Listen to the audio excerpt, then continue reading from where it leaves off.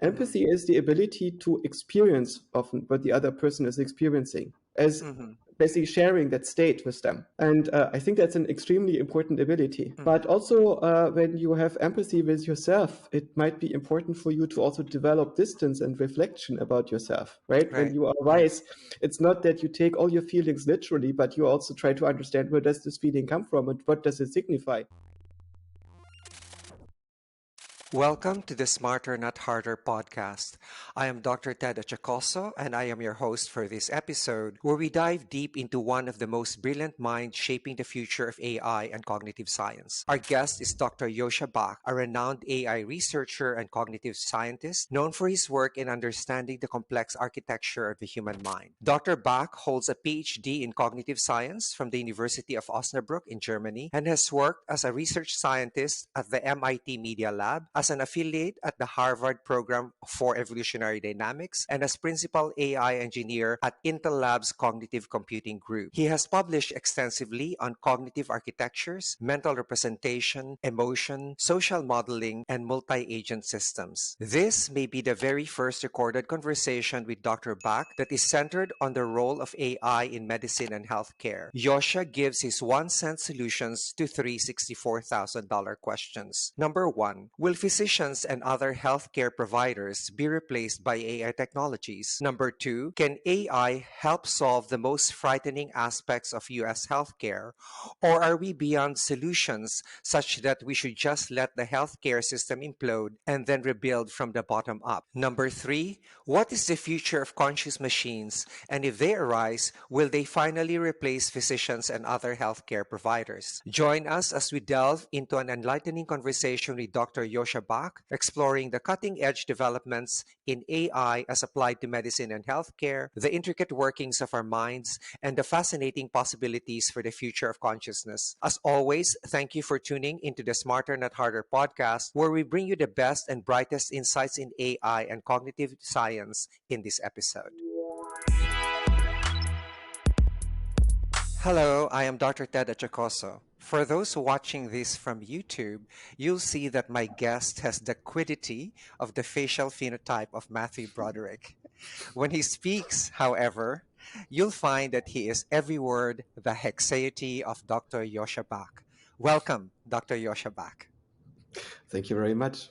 Glad to be on your podcast.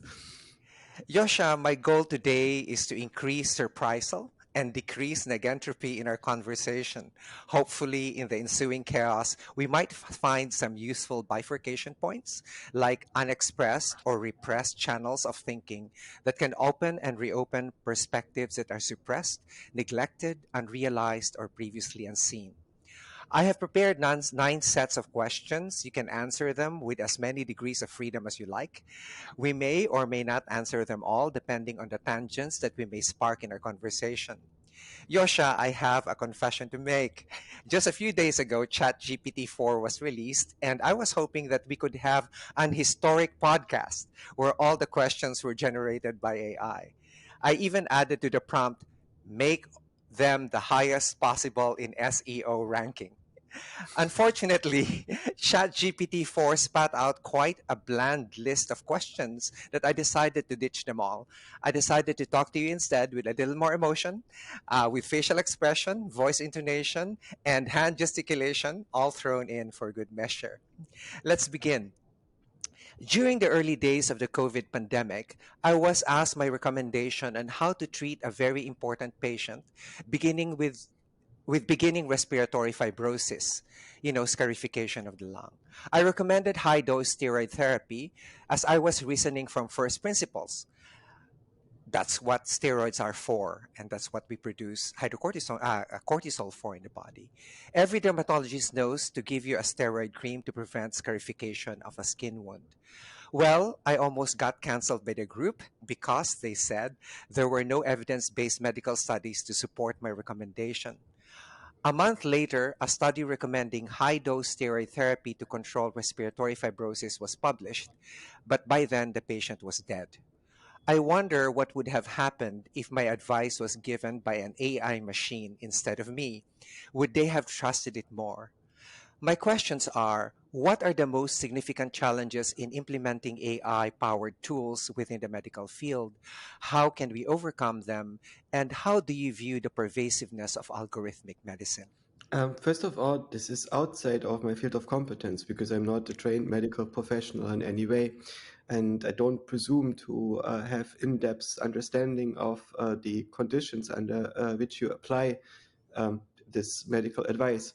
I think that when we look at the present technologies, what they're basically doing is that they project a random number through a function that has been created by accumulating and integrating all the information that the training procedure found on the internet. Mm-hmm. Right, so it's there's the question: to which degree is this different from a human being? A Mm-hmm. human being also has a slight degree of randomness in their response, and it that is responsible for the variance in the way in which we arrange our words, but Mm-hmm. also for the variance in which we react based on the mood that we're currently in, the degree of clarity that we have at any given moment, and then the integration of all the knowledge that we ever came across. Mm-hmm. And a difficulty with knowledge that we get from the internet is that it's difficult to attribute reliability to it. Mm-hmm. So we can assume that the medical knowledge that exists in ChatGPT is the result of reading a lot of Mayo Clinic blend liability minimizing stuff that faces into the public, a bunch of medical papers, and many, many discussions on Reddit. Mm-hmm. And as a result, it's difficult to make a very clear decision based on that thing giving an answer. You can crank up the reliability, which will make it more like the blend user-facing Mayo Clinic stuff that does not actually give you anything useful, or Mm-hmm. you just minimizes liability to the system, or you have something that is more speculative based on the number of papers that it has just read, or super speculative based on discussions that people are Mm-hmm. having. So in some sense, the ability of making use of this still depends, I think, very much on the competence of the medical professional who is reading these suggestions. If you Mm-hmm. take this as hypothesis generation, for instance, when you want to make a diagnosis and you just Mm-hmm. want your mind jogged and prodded in a certain direction so you can think for yourself, I suspect in its present form it can be extremely useful. Mm-hmm. But if you take this as the sole source of advice and you don't have anything else, then there is danger that this might dream up a solution that is actually not grounded in real world experience and responsibility for a patient. Mm-hmm. I see. Um, is there a way of restricting the knowledge base, for example, so that it trains only in a specific domain and you activate only for that particular knowledge base? That is possible, but if you read 50 papers, you will find that if you do this as a non-licensed medical professional with a lot of experience, you will draw very different conclusions than when you Mm-hmm. are an expert in the field. Right? It's Right. also what I notice in my own field. If people would read a random set of papers in my own field, they might come to very different conclusions than somebody who is an expert and knows how to weight all the information that is given in there. Mm-hmm. And Yeah. so this is for me the difficulty because there is no mind on the other side that is fully coherent. It's a Right. statistical procedure that is just aggregating words and is trying to produce similar strings of words as the ones that it has read before. Ah, yes. It's not coming in from first principles, because my problem here was I was coming in from first principles. Yes. When you're learning fundamentals, right? As you said in a few podcasts that I've heard and in your lectures, where actually you don't present a baby, 100 million different images. It will have to extract the primary features and is able to identify something. And in medical school you do something similar, right? So here are the organs of the body, here are the primary things that these particular organs do, and this is what it does. And then so it's up to you to now see where it's totally applied, right? So um so and I would like to move to our second question here. In 1988, when you were like 15 years old, I was assigned the task of assessing the status of nursing services at a university hospital.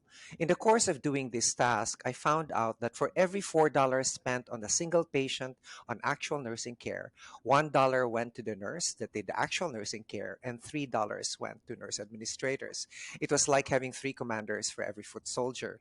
The unsustainability of this frightened and bothered me greatly. Remember, this was in 1988. I found that you referred to this same issue in another podcast.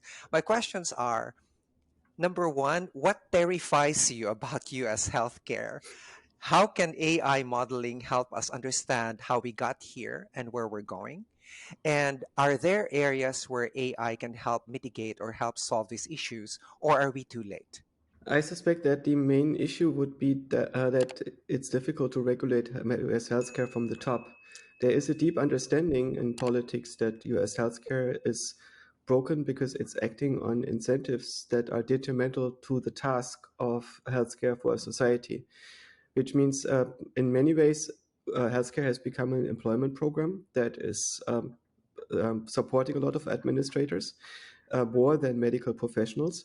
And it creates an enormous financial burden on the people who have to pay for their healthcare, so their insurance. And at the same time, it produces worse outcomes than much cheaper healthcare systems in, say, Israel or Switzerland that are offering extremely high standards of care as well. And it's difficult to regulate social systems for a long time, right? It's also, Mm-hmm. of course, the primary incentives of the medical profession themselves. When I've read the medical oath, the Hippocratic Oath for the first time, the historical one, I was Mm-hmm. fascinated to see that this thing that people consider to be do no harm is a very minor thing that is almost a footnote. And the majority of the oath is about how to pay for med school. Right? If you look at, if you read this oath, it's about how you are forever indebted to your teachers, and you are going to keep the secrets of the profession safe, and how you're not going to compete with the barbers, and all these aspects that are important to the historical Hippocratic oath. And you realize it's primarily a cult-like guilt that exists to serve a certain purpose, but that also very much serves itself. Right, and so this do no harm is a relative thing. It's today it's mostly avoid liability and let the accountant do the harm to the patient. And Do no harm to my bank account, right? yeah. So Yes, but of course, many doctors are very, very good people who actually do care yes. about their patients. But I've also talked to surgeons at Stanford who told me if I ever get cancer, I go back to Germany because it will ruin me here. And so this thing that a healthcare system is ruining its patients, even for relatively minor procedures, enormous costs can be caught up that bear no relationship to the actual labor that goes into providing the actual care to the patient. And the system is set up and designed in such a way to avoid any kind of market mechanism or effective oversight on price regulation. That is quite worrisome, and you see this from the outside, right? So when you see it from the outside, you would think, let's reboot the FDA. Let's, for Mm-hmm. instance, turn it into an app. Right? You have a basic regulation that requires you that there's always outside of the box what's inside of the box, and you are accountable for your promises that you're making. But let's say we have a competition between different FDAs in the US, where one of them is, for instance, saying per default we accept all the medical trials from Canada before we're demanding our own when we introduce new medicine. Right, so we dramatically reduce the barriers of entry for new medications into the US market, and thereby the cost to the patients. And we only react when we see severe reasons to disregard the Canadian or European results in Mm-hmm. evaluating a medication, which is especially true for, say, something like using phenystiel against lip herpes, Mm-hmm.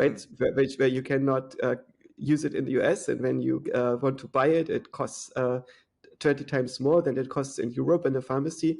So there's no rational reason for doing this. There is an overregulation that is happening that is not in the service of the patients, I think. And so basically trying to remove that overregulation would require to deal with the existing beneficiaries of the regulation. And that makes it very, very hard. And this other issue is the incentives of the regulation. I was Mm-hmm. shocked to see that the FDA was killing something like 60,000 people in the early days of COVID by denying people tests. People at Stanford had the wash machines to produce the tests. They had competency to administer tests.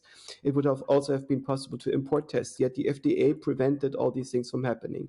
Nobody was ever held accountable for killing people by preventing things. And this culture of prevention, where you'll be only rewarded for prevention and not punished for prevention of beneficial things, is a major issue, I think. And what do you think in our value system is affecting that? Or are we programmed that way? Or has the complexity just driven us to this particular point? Are we too late to resolve any of these issues? I think there is a deeper issue that the US does not actually have a value system. It just pretends to have one. Right? When we talk about values, people have all sorts of feel-good words. But when you look into what they're actually doing, for the most part, they are doing what they think serves their own benefit at any given moment. And values are to talk about values serve their own benefits, so they talk a lot about values. But what are these values actually?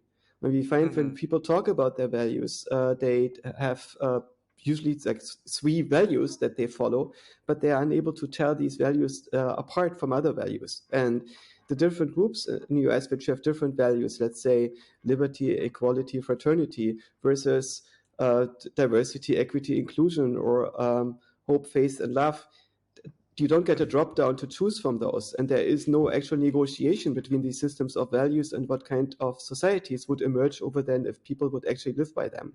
So there Hmm. is this issue that when you are confronted with a particular decision as a doctor or as an administrator or as a healthcare professional, uh, you have actual values, you find yourself in conflict with the systems that you are serving, and often you're just confronted with the choice of leaving the system and not doing anything at all, or just closing your eyes and doing what you have to do.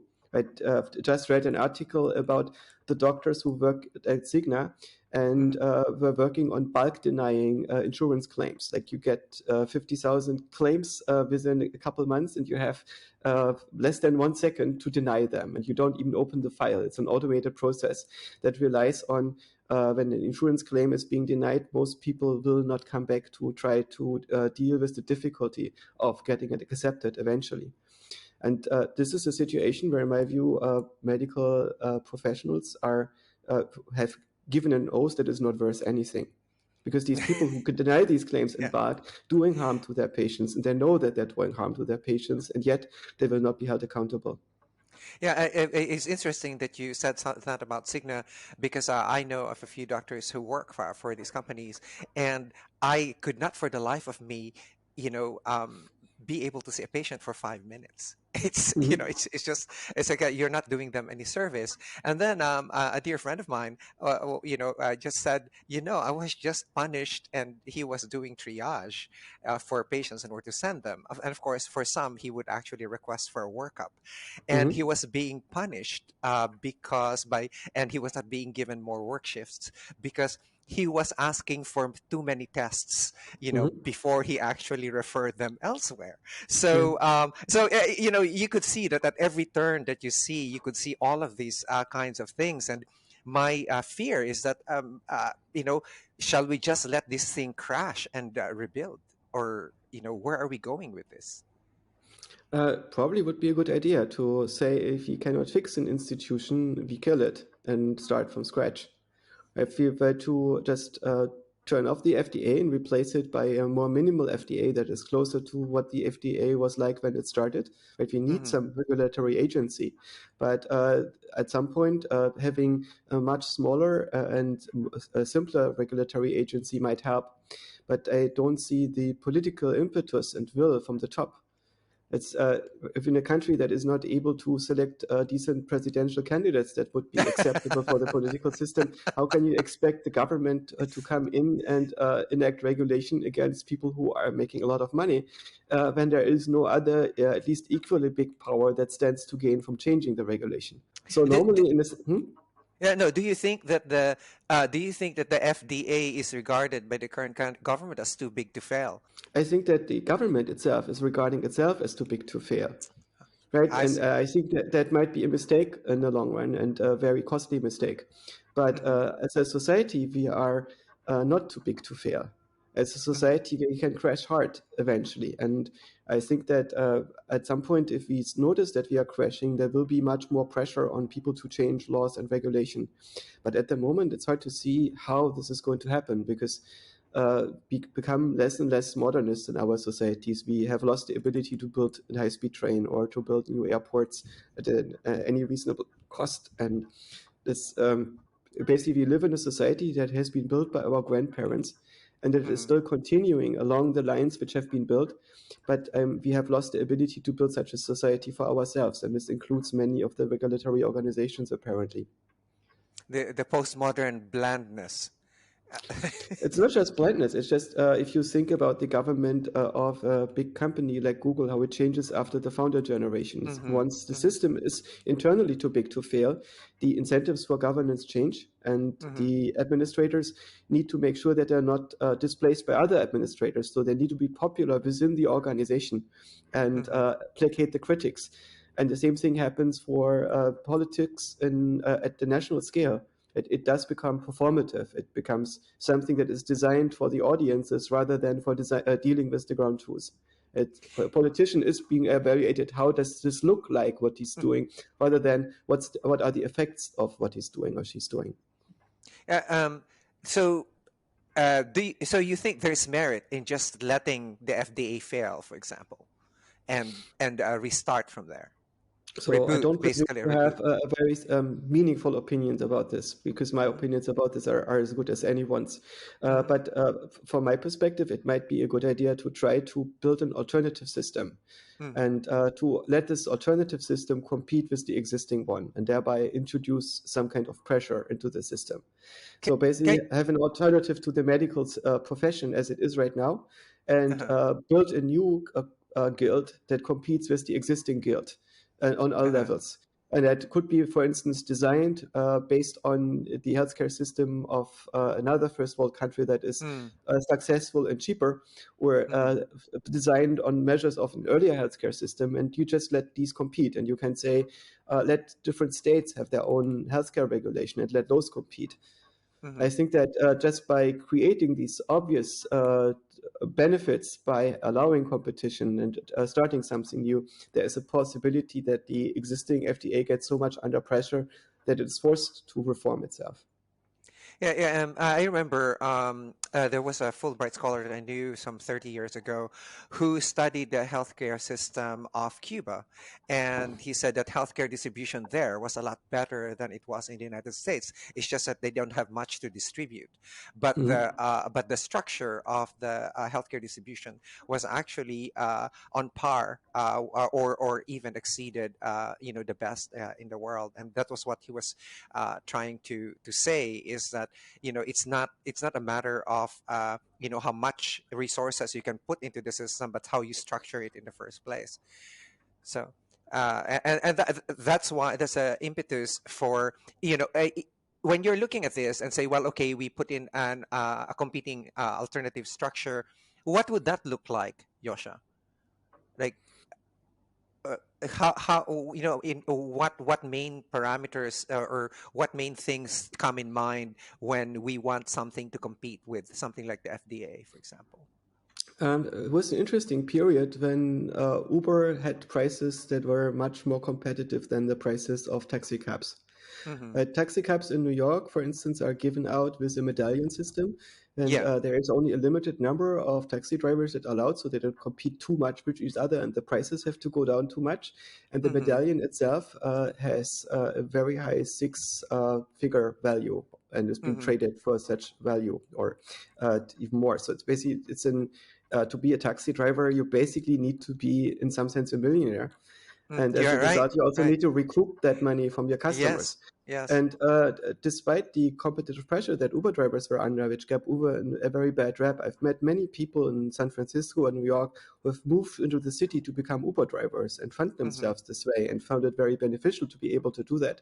And on the other hand, a lot of people who are not able to use public transport because it does not exist in the area, and who could not afford to use taxis, were extremely Mm-hmm. grateful for having Uber to go to the outskirts of New York. And Right. so it was a dramatically new situation that was enabled by this lapse in regulation. And Mm-hmm. typically, innovation happens when it's able to outrun the regulation. And I, once the I, regulation is in place, it basically tends to stifle innovation, and the incentives of the regulators tend to give into the regulatory capture by the incumbent players. oh, that is so true with drug development. So, uh, you know, when you're essentially before you could even do research on a particular molecule, it's already regulated. It's like, Mhm. it's always a catch-22. You want to develop something, but you can't even access the drug, and you have to jump through hoops for many years before they even get any approval. That's So, also what terrifies me about the attempts to regulate social media and artificial intelligence. That people assume that the harms that are being projected in the media are actually real instead of mhm, fears that are being stoked, largely because of a competition between social media and legacy media. mhm, But we all know that deepfakes are destroying elections and social relationships and whatnot. But there's no evidence for that having happened. Nobody's right, been punished for making such predictions. But many people believe we need to regulate deepfakes to prevent more and lasting harm. Maybe this right, is the case, but currently there is no evidence for it. And this mhm, exists in many areas. And the end game of such regulation would be, for instance, I think for social media, that at some point you have an internet FDA and mhm, you have to go through $1 million process before you can start a new blog. And there is no right, way that you can do a social media platform because it has so many possibilities for harm that could be done that it's right, even hard to quantify them in any way. And this means that only existing social media platforms could continue to exist. And a similar thing could happen with AI regulation, right? AI training for the generative models is not an arms race, in my view. It's a race for the best printing press. And when the printing press came out, it disrupted right, society in a dramatic way. And the mhm, Catholic Church said, let's not have this. And as Jan Le Cun pointed out, the Ottoman Empire had a provision to not allow printed books, which right, destroyed their science and the competition with the West over the long run, right? And so it's very easy to see the harms if everybody can print books. And many people who wrote the books by hand and where the distribution was controlled no longer get revenue from them, and so on and so on.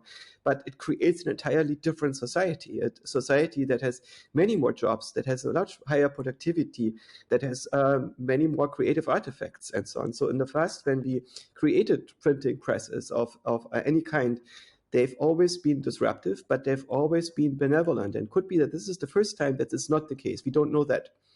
But yes, it's the existing owners of the printing monopoly, so to speak, are very, very quick to step in and to demand regulation. And it's also in the interest of the incumbents, right? OpenAI has trained its models on the right, entire internet.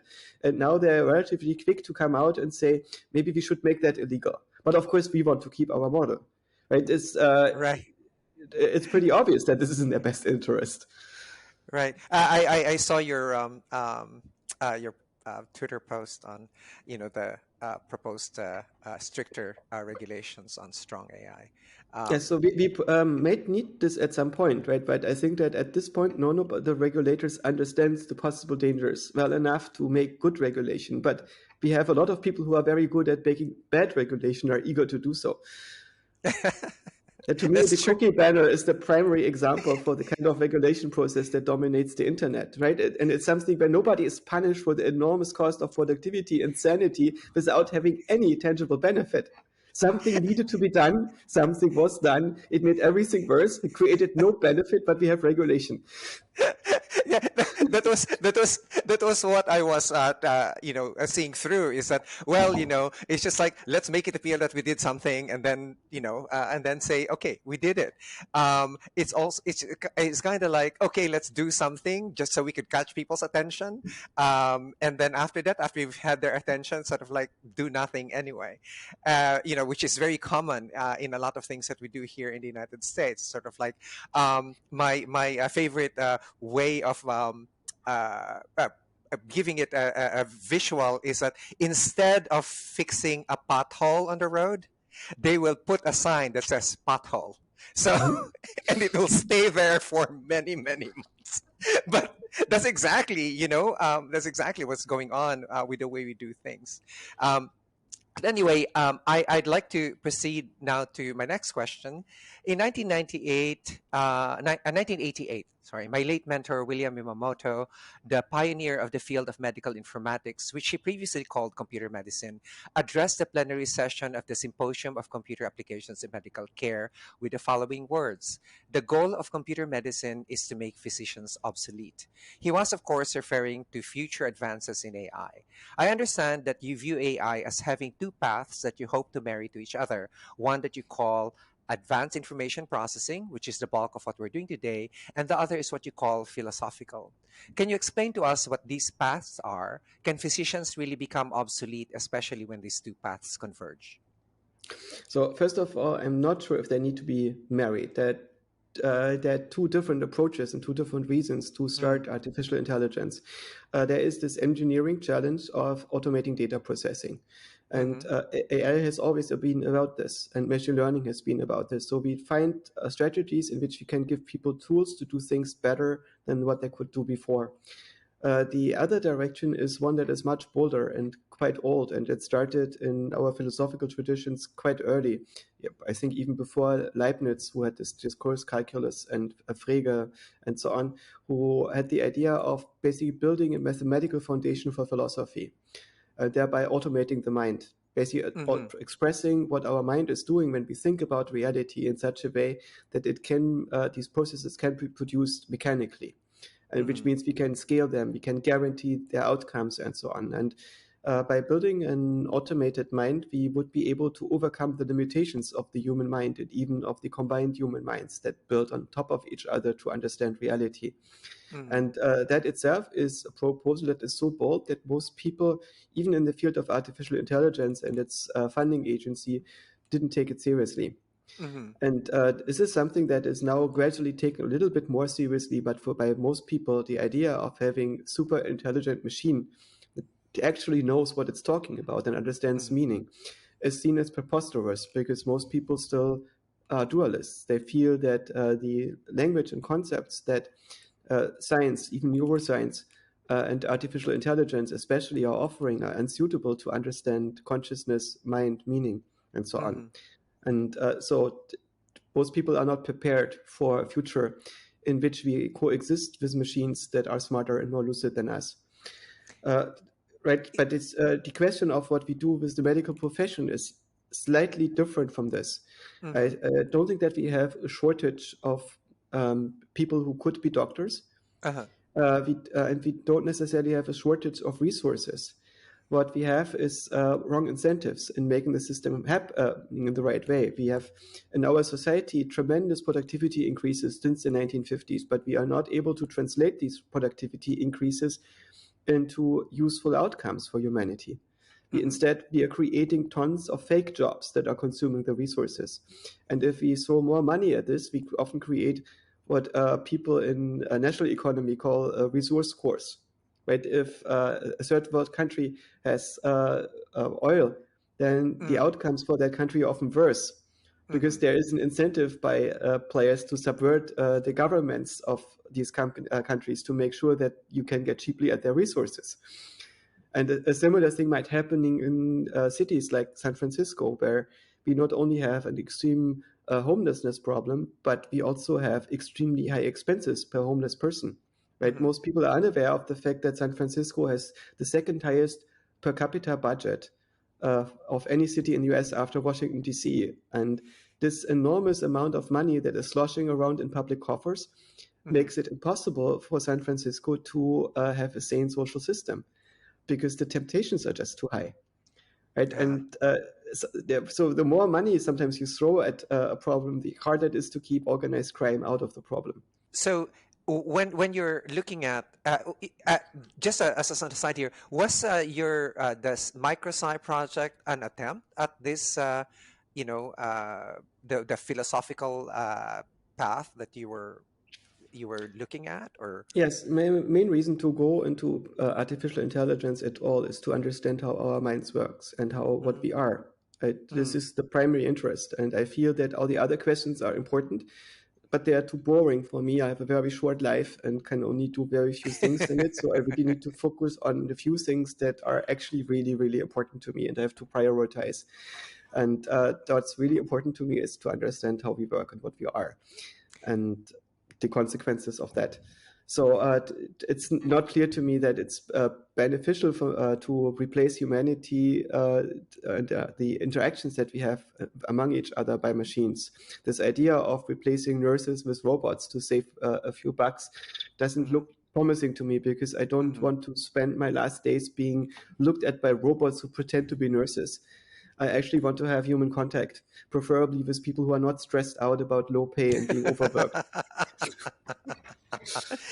You know, in the early 90s, I was involved in a global project where the essentially it was a big project where it actually made the headlines where it said there are outcomes worse than death, right? And of course, at the back of my mind is that these are ethical questions that were answered by the project after about, I think, 9 years of doing the research. Essentially, it boils down to something very simple. What, the simplest questions are the most profound, as they say. So if I have like a 76-year-old who needs an ICU and your ICU is full, is otherwise going to be healthy, but he needs the ICU in order to remain healthy and before getting transitioned out. And then you have a 23-year-old with a hemisection of the spinal cord, say, and uh, needs the ICU, but from your prognostication, and even if you put the person on ICU, he still has a very high probability of dying, whereas the 76-year-old will have a high probability of dying only if you take him out. So it was an ethical question, and for me, at the back of my mind is, since I was interested in artificial intelligence systems at the time, it's like, can we, can we develop in the future, artificial intelligence systems that can help us in ethical decision making. Of course, what happened was in the 70 plus indicators that we were looking at on who to transition out and to who to transition in, it ended up like only being 7 indicators, and these were all indicators that bore statistically worldwide that these were the most significant ones that you should follow, whether or not you should take someone out or in. Which also brings us now to something that is taboo in the conversations.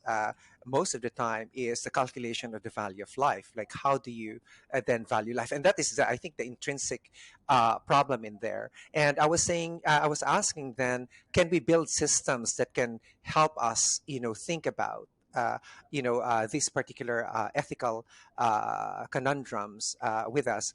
Actually, this was sparked when my mentor said that if you cross the street and went to 7-Eleven and you were going to buy a pack of cigarettes, he said, how much was your life worth? And I said, so I had to do calculations of future whatever future value, etc. And he said, no. He said, you were willing to sacrifice your life for a pack of cigarettes. So at that point in time, your life was worth a pack of cigarettes. And I was totally shocked that it's possible to think that way, right? He said, I'm just pointing out to you how you could look at it and how a machine might be able to look at it based on the risk that you're willing to take.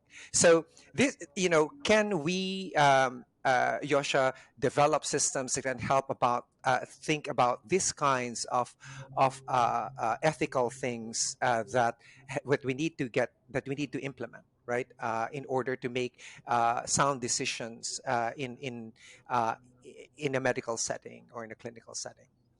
So, if you think about your loved ones being subject to such a system, that's quite terrifying, isn't it? Yes, That yes. basically some Excel program goes through a list of hard-coded criteria and then makes a call based on that. And in an ideal world, I suspect the ideal world is still not one where you have unlimited resources, Mm-hmm, but where you try to make the right call under the constraints that you're having. You probably mm-hmm, would want to have a spiritual counselor to talk to the families and to the patients involved before making mm-hmm. such a decision, to actually see what is going to be the consequence if we take that person out of their life. And Right. right, it's a very difficult decision that involves many factors that are hard to put into an Excel table or to feed into an automated decision tool. Mm-hmm, And the automated decision tool can create a degree of fairness that you might otherwise not have. And maybe if you feel that you want to have this automated fairness, this rule-based fairness, maybe this is the right way to do it. But on the other hand, there is the question, does the 76-year-old feel that there is something really, really urgent that they need to do with their grandkids before they can check out? And if they don't do it, their grandkids will be lost because their children couldn't do it, right? Maybe there's something important that they have to do, or maybe they feel that they're actually done and it would be okay for them, or somewhat okay, right? It's a very difficult call to make. My father recently passed away after Sorry to 80 hear years. that. Mhm. He was very lucky in a way. He felt deep down in his heart that he would get 80 years old. When he was diagnosed with pancreatic cancer, he was a bit Yeah. surprised that he would go so on point. Mhm. And he discussed a long time also with friends who are surgeons whether he should have the Whipple procedure or not, which is Mhm. quite Yeah. severe. Yeah, it's quite And severe. but we decided to do it because he was in very good health and in good Mhm. spirits. And he did recover from it quickly, but his weight went down to 50 kilograms. And so he Wow. decided against chemo because he thought, if I lose more, I'm going to end up spending my last months in the bed. And Mhm. he was not interested in doing this. He is an artist, super active, physically active, building sculptures all the time, Mhm. writing books, and he needed his time. And so when the Is he still cancer, in the German countryside, or hmm? is Yeah, he still in the German countryside where you grew up, or has he yes, moved? yes, no, he's still there, and he was still there, and so he had basically to prepared time for preparation, and his wife had time to prepare for his passing, and Mhm. when there was a recurrence of the tumor, he could call the family together, and we could very peacefully say goodbye. Mhm. And he had the sense of having a very good death after a very good life and very successful life. And he Mhm. died completely clear without pain. The benefit of having had the procedure that his body was not tumor riddled. So he was basically healthy. He was on his feet until the night before he died, and he was clear until the end. And Oh, so, as deaths go, that was an extremely good death. yes. Yes, And yeah, right, as so far as there deaths are go. there's so basically to say that there are worse outcomes of death, of course, death is Mhm. an inevitable outcome for all of us. Mhm. And the question is not so much can we save lives, because we cannot. We can only delay death. And then we can Right. determine the conditions under which we die. And I think that is an important aspect, that death is a part of life in the way in which we humans are exist. And we need to understand it as a part of life Mhm. and integrate it in our life in such a way that we can die with dignity and under conditions, ideally, that are good for us, that we can deal with, that our loved ones can deal with. Do you think that there will come a time that an AI, non-organic AI robot, um, will have that kind of can reach that kind of understanding? Yes, I think so. I don't see a limitation to the machines that we are building, but it's very likely that the understanding of these systems will not be look very human to us. Yeah. If you are changing your own mind, if you meditate yourself into different states, you realize how big the range of human minds is, right? If you have somebody like the Dalai Lama, who does not really identify as human, but is a governmental institution with a lifespan of 1,000 years and only runs on a human being or on a succession of human Right. beings, you can get an idea about the range that human minds can take when they think about life and death. And you also realize that people who understand that their own self is a story that is created in their own mind and that there is no identity in that state, you're not afraid of death. And Right. you are afraid of death when you're strongly identified, also not just with yourself, but with the task that you want to fulfill, when you have children to take care of, loved ones to take care of, a mission to play in life. Right. And when you feel that you are done with these missions, it's much easier to disengage and to say, it's time for me to end this journey. Game over. Yeah. Game over. So, um, I was going to ask you the question while we're talking about the Dalai Lama. So, do you identify yourself as human, Yosha? That's a tricky question. I mean, what is human after all? At some level, everybody of us, I think, is a space alien who's in an anthropomorphic body. and makes it up as they go along, pretending human to being to themselves and others. And sometimes they notice the discrepancies and have to deal with them. But it is the strange thing of familiarity. When you grow up, you grow into a state in which you perceive things as familiar. You look at human faces and they look normal to you. You look at trees, they look normal to you. Houses look normal to you. And then you become older and older, and you develop a sense of jamais vu, the opposite of déjà vu, where Yeah. you start seeing things for the first time, right? And you realize that Right. they're all different and people are all different and nothing is normal and familiar, and realize trees are these weird fractalic mosses that try to get sunlight, and it's a very strange alien looking. And you look at human faces and you notice how alien they are, and you look at human psychology and you notice how unique and interesting the attractors are in it, and how the algorithms work. And right, so all the familiarity goes away and you actually start things seeing for more for what they are. It's so true. One of the games, Yosha, I used to play, when I was taking the train to go to the hospital and to the medical school, was, uh, I would pretend that I was from Mars or some alien, and I would Mhm. observe all of these people on the train, and then I told this, my mentor and I were talking, and he said, um, you know, Ted, what if you met a man there who says, I am God, you know, I am God, and I am the son of God, and, you should follow me, la, la, la, la, la.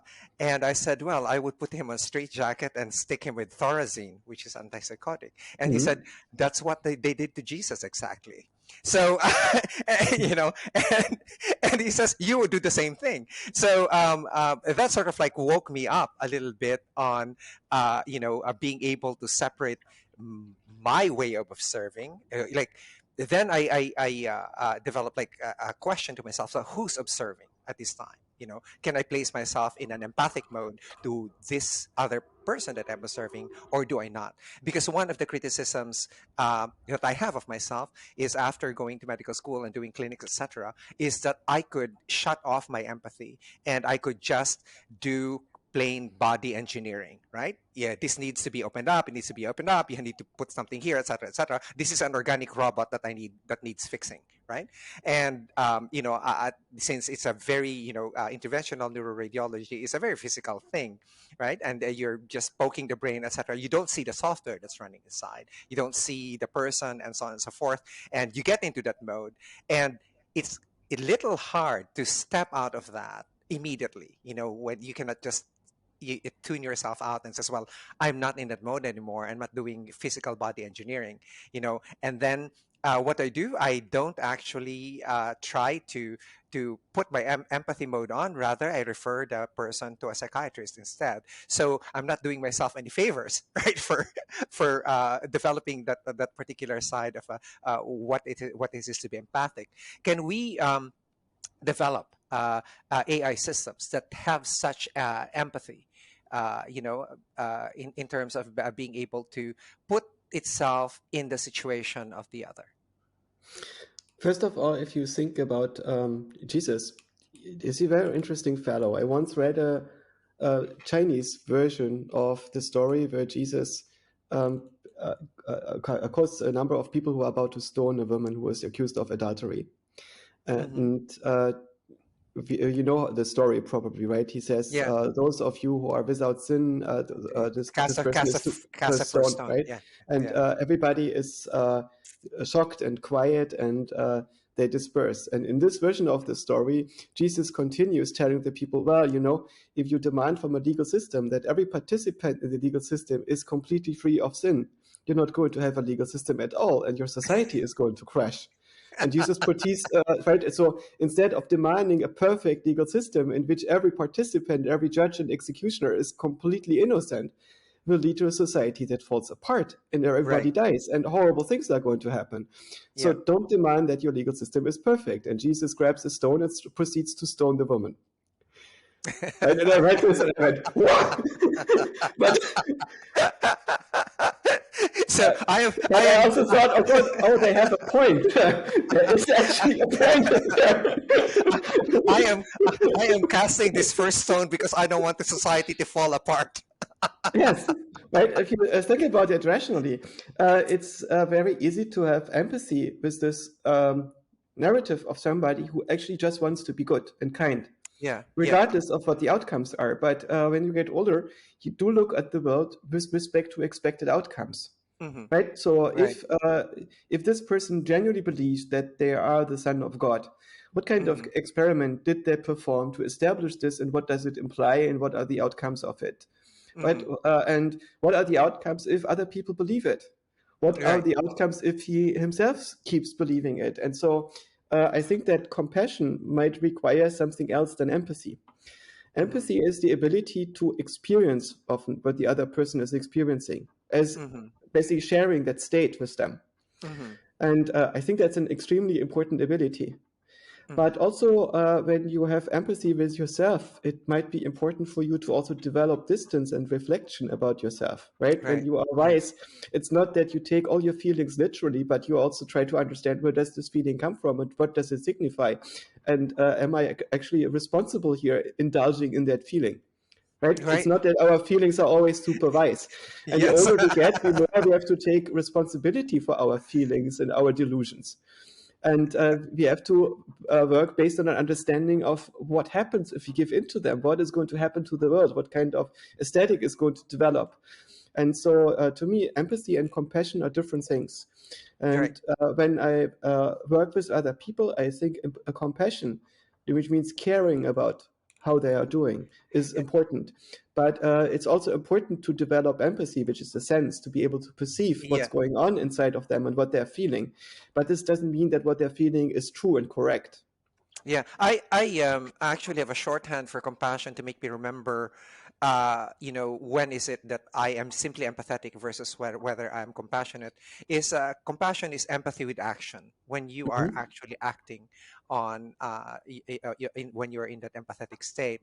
And there is also, as they say, there's two modes of empathy. There's cognitive empathy, you understand what's going on, and there's also emotional empathy where you feel what's But going I've on. also met psychopaths who are very super empathetic, who could So extremely well true. feel what the other person felt and were able to act on it and rejoiced in being able to create all sorts of reactions in the other person and manipulating them, right? So empathy itself is a sense. It's neutral. It's not like it's Yeah, good or go something. bad. It's Yeah. just a very well developed sense for what for the mental states of other people and going in Okay. resonance with them. So you mean compassion has a positive valence in it? Yes, compassion means that you actually care about the other. Yeah. And this can also happen if you have no empathy. Know a lot of high functioning autistic people which have very little natural empathy, which means it's difficult for them to feel what the other person is feeling. But this Mm-hmm. doesn't mean that they don't care. They just Mm-hmm. cannot sense it directly. They have to infer it or ask them, right? And Mm-hmm. so uh, I've seen autistic children who don't eat meat at all because they don't want to hurt animals and to stop other kids from killing ants because they're very compassionate. But Mm-hmm. this doesn't mean that they feel what others are feeling. Yeah. Right, so Yeah. we are often quick to equate the two, but it's not equated at all. You can have sociopaths who are empathetic, and you can have empathetic people who are very compassionate.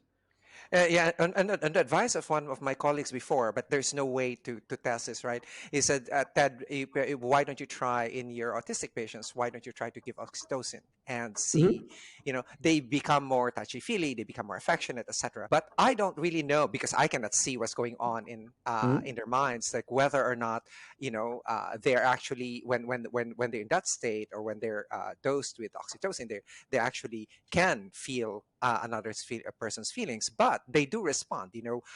When you put a hug uh, signal, normally they won't, right? But when you're there, sort of like. They Hmm. understand the signal and they go.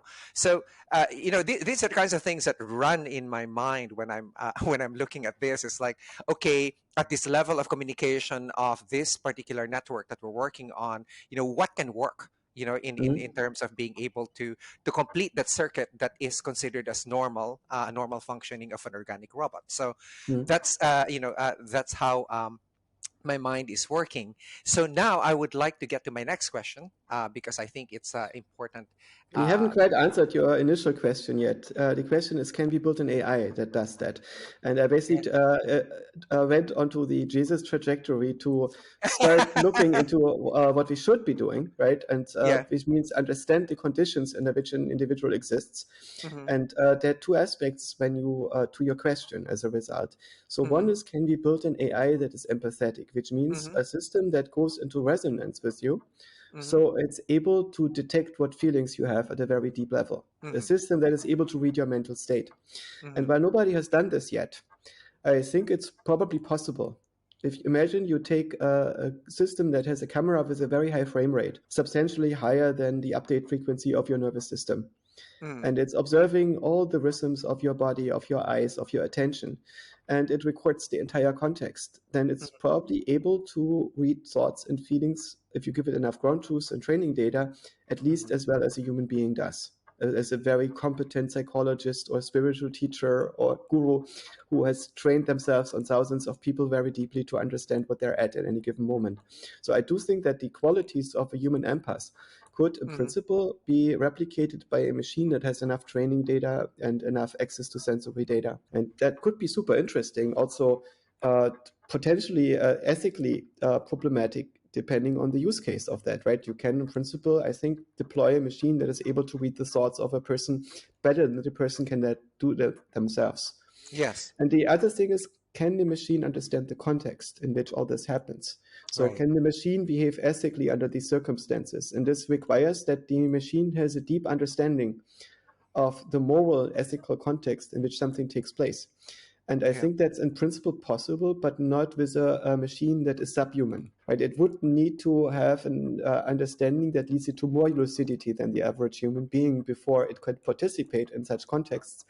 And it would also have to be aligned with the interests of the people around them. In some sense, it would have to be grounded in such a context so it doesn't arbitrarily leave it. So Hmm. while it is in principle possible, it's a completely unsolved problem in which also philosophical and ethical considerations play a role that I don't see anybody develop in the present context. Nobody seems to be thinking about how to build ethical AI. People are building politically correct AI, but they're not. Yeah, it's a very different Yeah, direction, that's right? true. Sure. And that's because we don't have these discussions about what's actually ethical because Ethical. they're very, very uncomfortable. If you Right. think about Jesus stoning the woman, right, that's a much more uncomfortable discussion to have, whether that is Yes. the right call than the one, of course, nobody wants to harm this poor woman. Right, Yeah. so that is instinctively very easy to transmit, but building a society that actually can deal with criminality and stifle it is not trivial, right? And the discussions that we need to be having, how to design a judicial system and so on, is something that the public in the US is obviously not able to have.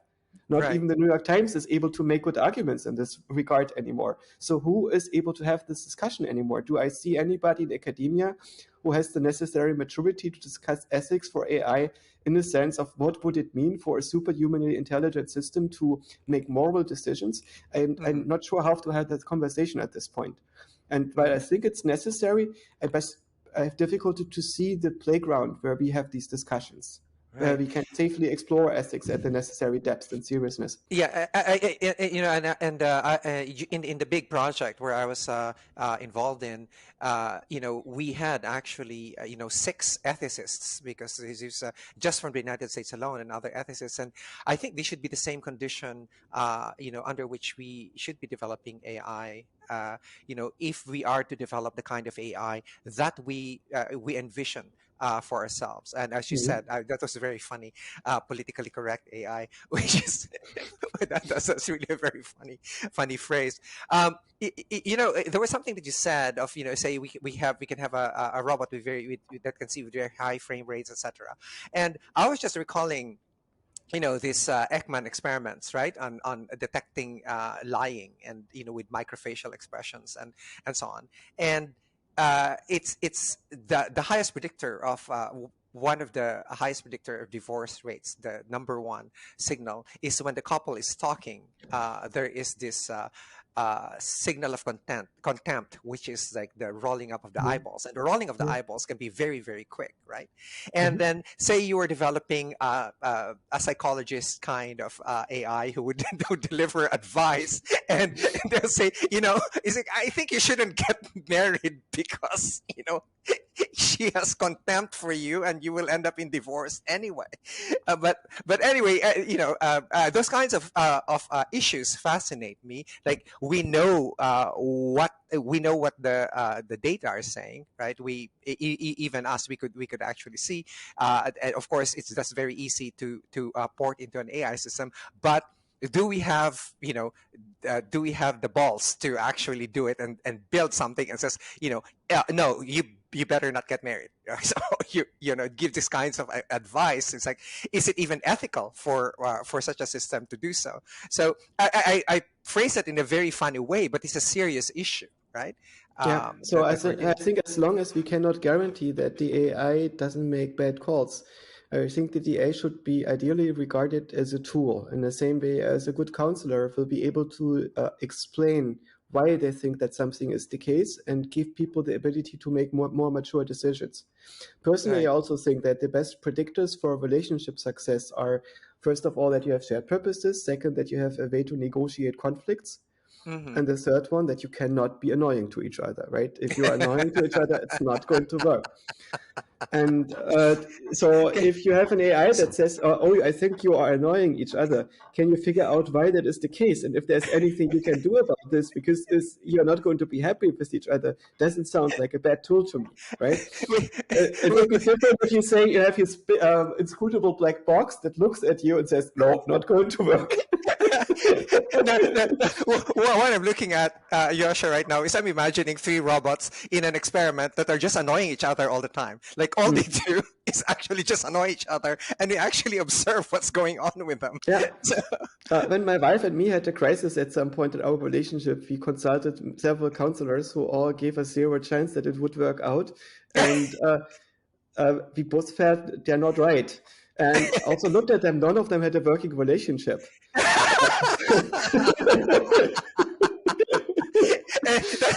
that's called the hypocrisy of the practice. So Yeah, it's basically going to a depressed psychiatrist or to a dentist with bad teeth. yes, do what I say, but don't do what I do. Yeah.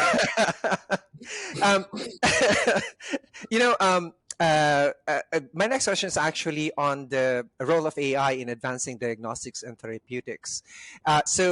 Speaking of the one path of AI as more advanced information processing, my work in the late 80s and early 90s, aside from tinkering with Lisp and Prolog, you remember those, revolved on practical issues in medical care. For example, edge detection in CT and MRI scans, where we have to be able to identify that a 1 by 1 millimeter nodule is in the capsule of the liver rather than in the peritoneal lining to which is adjacent, right?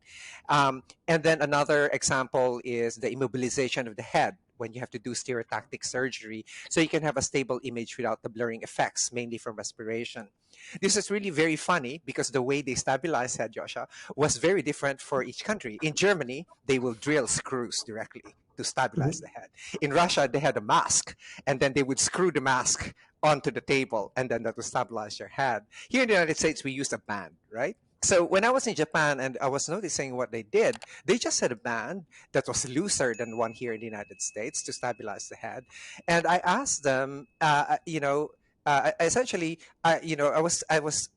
looking at the problem, and I said, and I saw their advanced at that time, late 80s. They already had like auto sensing dryers, right? Mhm. Clothes dryers. And I said, what do they use in there? He said, what chip do they have? Oh, we use fuzzy logic. And I said, I code that into the software that we have to compensate for the movement of the respiration? And true enough, we were able to get images good enough for stereotactic surgery. So, you know, now it would be easy to do this. You can just Mhm. feed.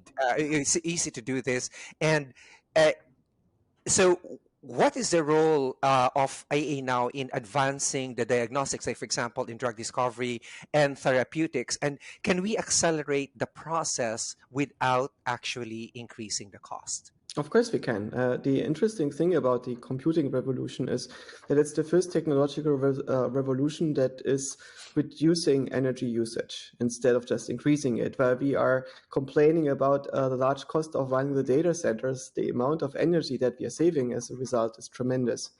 And Hmm. so in many ways, it's an extremely cost efficient revolution that we are driving here.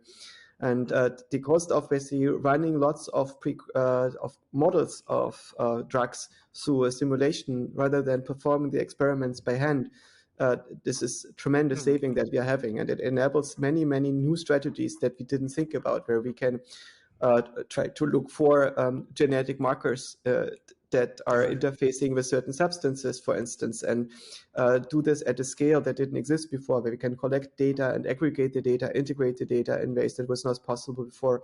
So, of course, this and if we do this right, it should trigger a revolution in medicine and personalized medicine, where we have drugs that are tailored for the genotype of a particular person, and where we Hmm. get a lot of new substances online, or also find new uses for existing substances based on what kind of receptor types they might be fitting into based on their molecular structure and so on. But they are now getting monopolized by big companies, right? The use of AI for example, their screening for drugs and their drug receptors, right?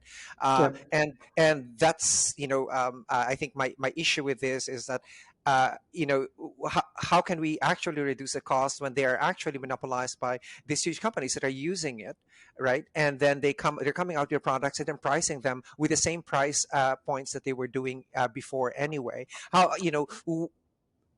how do you think we can get over something like that? At the moment, I still see a number of startups which are doing it. And of Hmm. course, the costs for that startup are high, because in order to get through the FDA trials, you need to raise a lot of money from your investors. And Hmm. this creates an enormous hurdle. But the benefits are still so high that even startups are sometimes able to get over them. It also means that a lot of innovation that is possible is not happening. Hmm. Right? I know geneticists who tell me informally, in principle, I could cure the celiac disease of your son, but it costs $10 million, and I could create a retrovirus which probably works, right? But there Yes, is no yes, way we can do this officially. right. And to me, this is so painful to see, right? There is so much that could be done, which is not being done because of existing regulatory frameworks. And Right. Yeah, I do remember. No, you triggered something in me. Is that there are now smaller companies that actually just focus on very small amount of patients, like maybe like 80 of them worldwide, who Mhm. and then they will charge them like $2 million per eye or something like that for Leber's optic atrophy. They will just inject the genetic uh, payload via a vector, and that whole thing will be addressed. And that's where I saw recently where the drug industry was going to specialty treatments, right? But the treatments, since they have a very small patient pool, the the cost is actually very, very high, and they're all specialty diseases, right? Mhm. That we're addressing. So that's interesting that you said about being able you know you know being able uh, to produce the drug at a lower amount. I know that in 1990, I had a slide for this where drug development from preclinical studies all the way to becoming a drug was about 600 million.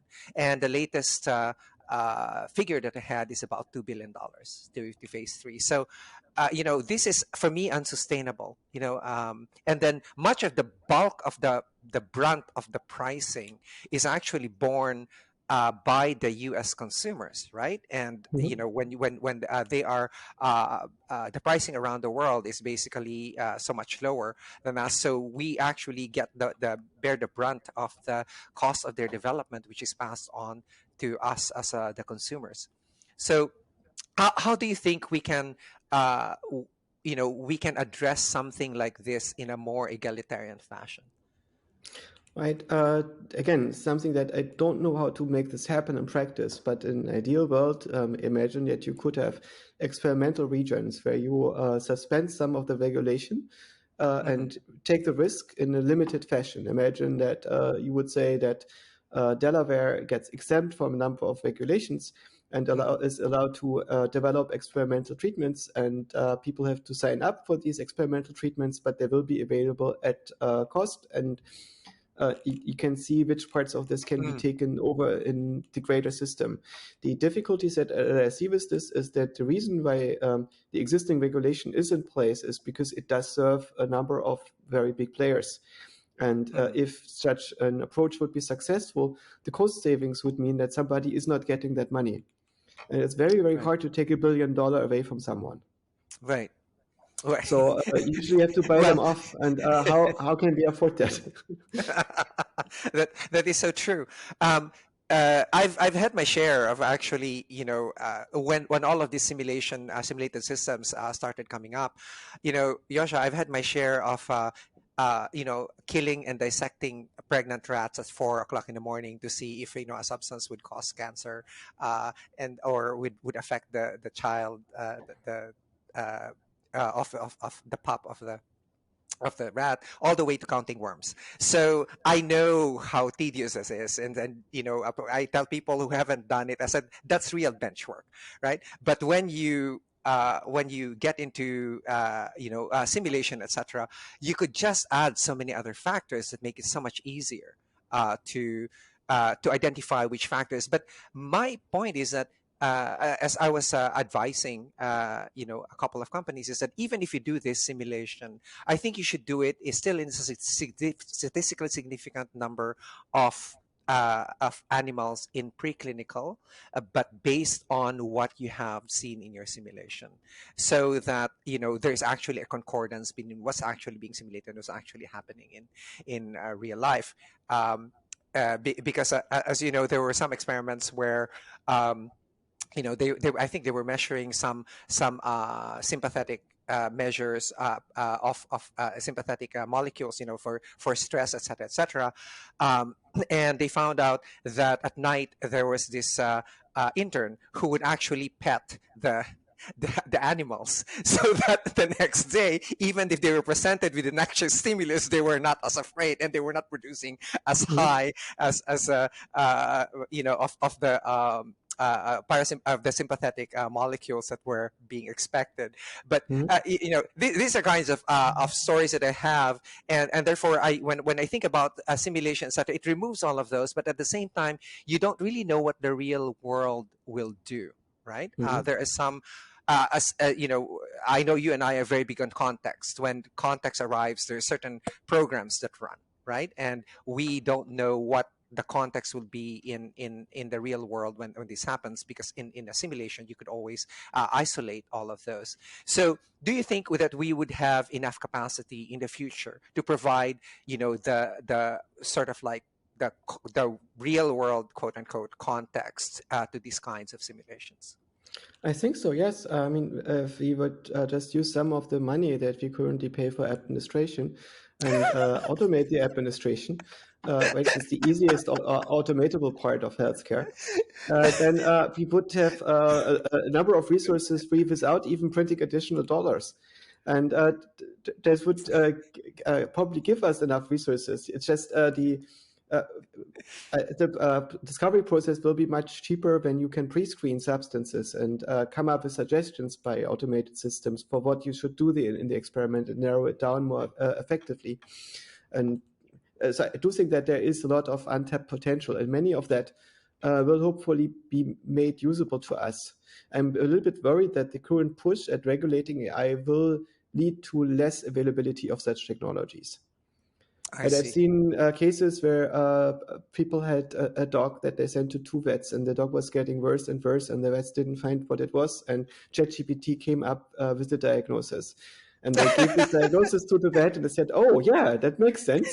And right, and indeed, that was the diagnosis that was appropriate, and the dog was saved.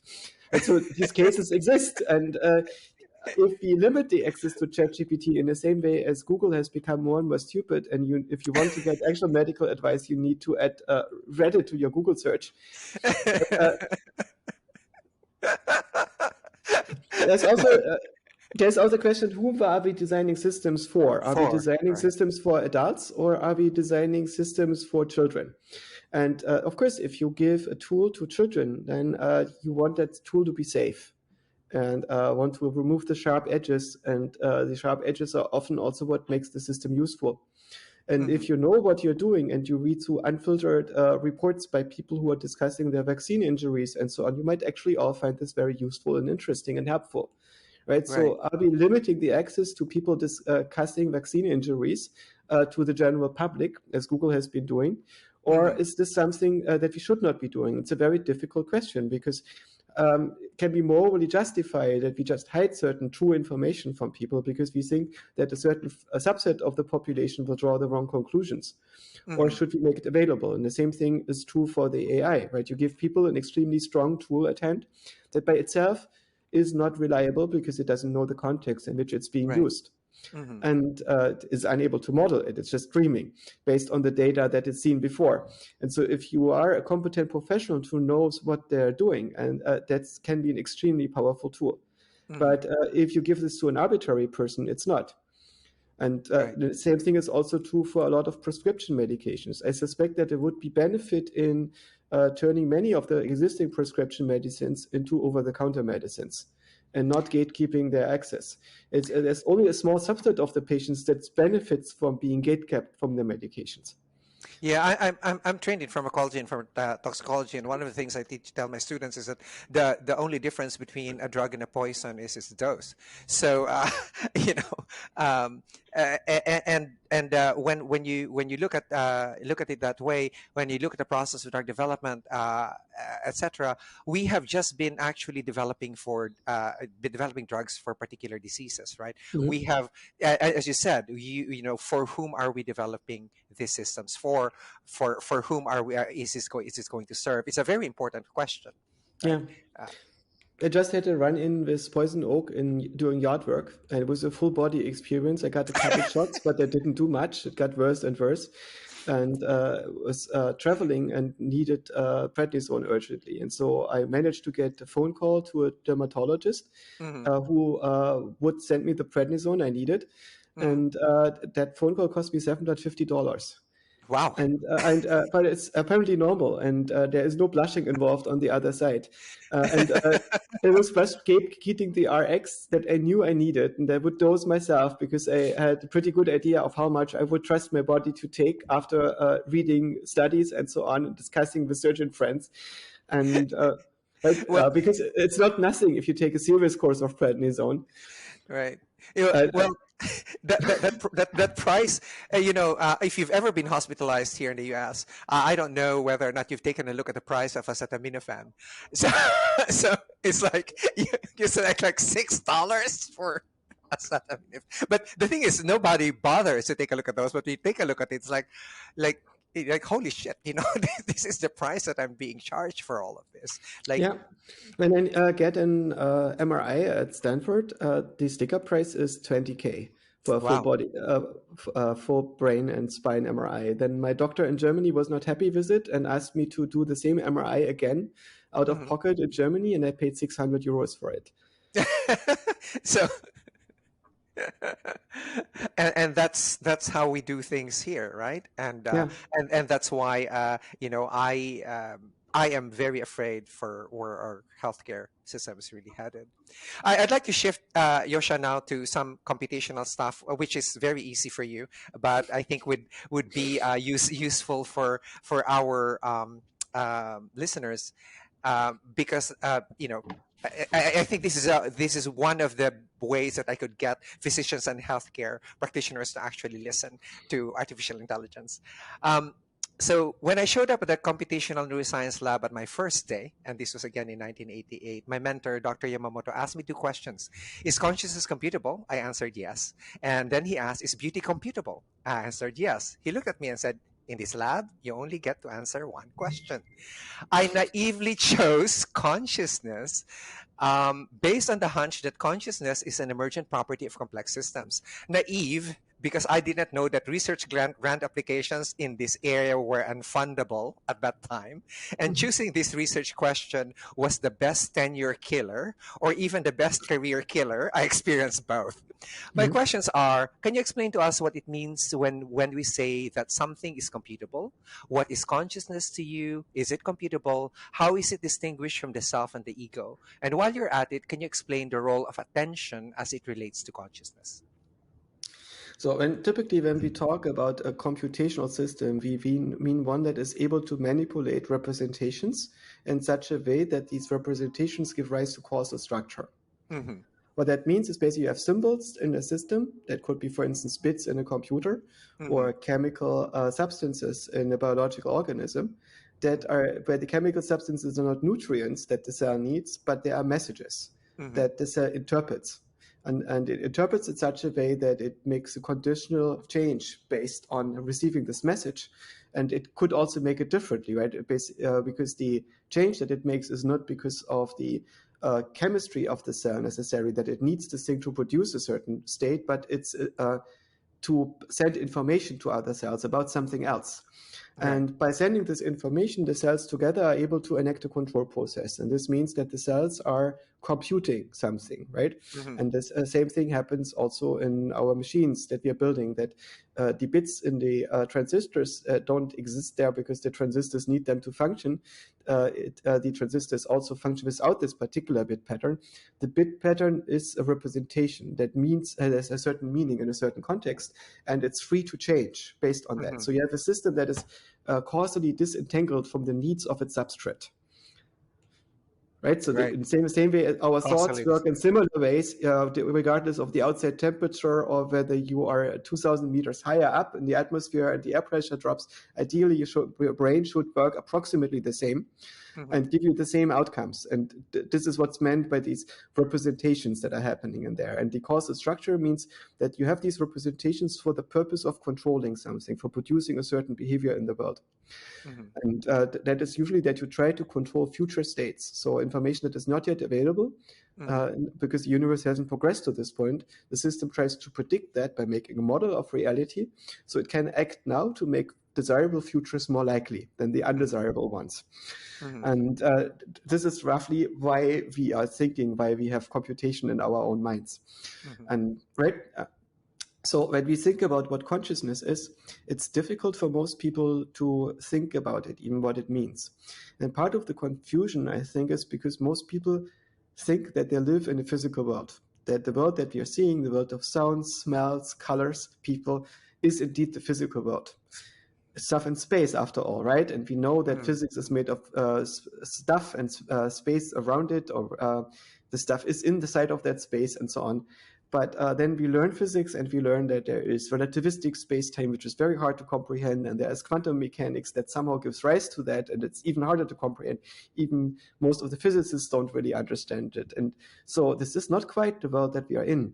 Hmm. And we can clearly see that mechanical systems, physical systems, physics is the theory of the world as mechanisms, cannot explain consciousness. Right? Hmm. Physical systems, how would they feel anything? They're just mechanical. Hmm. But the world that we are living in is not the physical world, it's a dream, right? Our mind creates a dream to explain sensory data. Hmm. And the colors, sounds, and people, and so on, and their expressions and emotions that we are perceiving as part of the reality that surrounds, are not physical things. They are dreamt by our minds. And Hmm. our own self is such a dream. It's a simulation or a simulacrum. It's something that is created in a virtual way. We exist in this virtual as if world in our own mind, as if. Our Right. own existence is an as if existence. And in this as if existence, in this dream, we are conscious.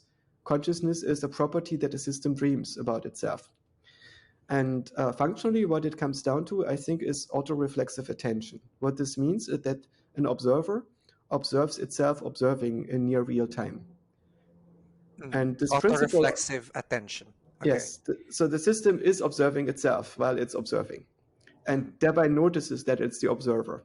Hmm. And this is a very important aspect of consciousness. What we see is basically these several parts of consciousness that play an important role to it. One is we attend to features in the world. Hmm. Hmm. These can be colors, sounds, geometric shapes, relationships of objects between each other, and so on, right? Or ideas that we are having. And these are the contents of consciousness. Mhm. Another aspect is that we are aware of the mode in which we attend, which means we understand, is this a perception that we cannot change because it's given by the environmental constraints? Mhm. Or is it an interpretation of a perception, like we expect this to be the foreground and this is the background in this picture? Or we Mhm. can flip this, how does this look now? Right? So this is a decision that you're making, interpreting your perception, that is also a conscious aspect. Mhm. Or is this a memory that you can call up and forget again? Or is this an hypothesis that you're construct arbitrarily in your mind, which has all degrees Right. of freedom that you want, right? Right. And we are aware of that. So the mode of attention plays an important role in consciousness. The third thing is reflexive attention. We notice that we are aware. Mhm. This attentional process experiences itself as attending. Mhm. And that's probably necessary because our mind is self-organizing. Everything in our mind is fluid. And to keep Right. it on track, it needs to control itself. And so the control of consciousness makes it necessary that consciousness checks up on itself. Mhm. And then last but not least, consciousness gives us a set of operators, abilities to manipulate mental representations and to shift our attention around. And they become more complex as we grow up. So we Yeah. learn how to construct sentences with our consciousness. Right? We Mm. notice that there's a language of thought that we are learning, that itself Right. is not English or German or Japanese. It's a language that allows us to write programs, to Mhm. manipulate pointers in our head, to shift things around. It's the language that you see your children stopping to speak English when they Right. construct a sentence in their mind first before they can spell it out, Mhm. right? And you Mhm. see how Right. they're Right. operating in that language, and Mhm. it's executable and parallelizable. And our Mhm. brain discovers it at some point, and our consciousness is able to wield it, to move it around, and to use it to make sense of our mental representations and to organize them into constructions so we Mhm. can track reality with them. That's the purpose of consciousness. But when we ask ourselves, is a cat conscious? What we are asking, I think, is the cat acting on a model of its own awareness? Which Mm. means, does the cat know that it's observing? Yes. And I think the cat clearly is. And the cat looks at you, and the cat knows that you are looking at it, and you're observing the cat observing, Mhm. right? And vice Yes. versa. So you Right. basically Right. can assure each other that you're both conscious, which is an Right. interesting phenomenon. We can perceive consciousness in others because we can see how they instantly react on our changes in attention by noticing what drives our change in attention, the awareness of the fact that we are aware. Yeah. There's a cases, for example, because of my confusion. I've been since you were 15, I was basically thinking about this issue, and I've gotten to sort of like dichotomize the issue in my head, in order to get a handle, because in medicine you have the issue of consciousness, right? And I call that physiologic consciousness. That Mhm. is in your reticular activating system, that which goes away when you're asleep, or when you are under anesthesia. But then you go to the exceptions where a person is under anesthesia and could actually sense and perceive everything that's going on. Yeah, there is no pain, but everything that's going on in the operating room is actually being sensed by the person. In fact, there was just a recent lawsuit, right, of a woman, suing the surgeon because the surgeon was saying this very non-politically correct statements about her during the operation itself. So I took that out and I said, well, is there a consciousness? The two questions. Number one is biological life a necessary ingredient for consciousness? And the second does is there a consciousness that precedes biological life? So I don't know how to answer those properly. I look at your computational models. I understand them. At least I hope I do. But I still do not understand. I still am confused. What are the requirements for consciousness? Yes, so if you think about the question, is life necessary for consciousness? You would need to give evidence for that being the case, right? So, for Hmm. instance, you would need to explain how cells are producing consciousness in ways that other systems cannot, Hmm. right? So, when somebody tells me I don't see how something that is not a brain could produce consciousness, Hmm. I dare that person to explain how the brain produces consciousness because they also probably cannot see that. Yeah. Right? Okay. So Yeah. this is not an argument by itself. Right. It's not an argument either way, but basically to say that consciousness is ineffable, and I hope that life or quantum mechanics is sufficiently ineffable to explain the ineffability. That is not a very good argument. No, it's not. It's not. Right, and if you ask about could there be consciousness before any living system was there and was conscious, okay, what would the evidence for that look like? Yeah. Why would you make that claim? Yeah. And maybe you have some evidence for it, but I really don't know what it would look like. Yeah. Yeah. It's like it's like asking the question, what is the unknown substrate from which everything is coming from, right? You don't Mhm. know where it's coming from. And I like your statement, maybe existence is like the default. And that reminded me when I was having a discussion with mentor before. He said, yeah, there might be regions in the universe where, when you flip the coin 1,000 times, it will just flip heads all the time. And he said, and when you said, so maybe this is the default in this region of the universe, well, maybe it is the default in the region of the Mhm. universe where there is something rather than nothing. And I really enjoyed that a section of your discussion, and you know, but one of the things that I actually liked about your model is that it's basically coming from a computational model, right? Which means Mhm. you can incorporate it into um, a robot. So how do you differentiate then a conscious can we make conscious robots in the first place, and then how do we give them a sense of agency? So if we want to give a system a sense of agency, it helps if it has agency in the first place. And Hmm. the easiest definition of agency that I found so far is it's a control system for future states. Right? A Hmm. thermostat is regulating the present based on its measurement of the present, Hmm. and so it's only acting in the present frame. Hmm. But if you were to give a thermostat the ability to predict the future, and make models of this and then verify these models and improve them step by step, then the thermostat could integrate not just over the next temperature that it measures, but over the expected temperature trajectory, Hmm. and then try to minimize the total difference to the target temperature.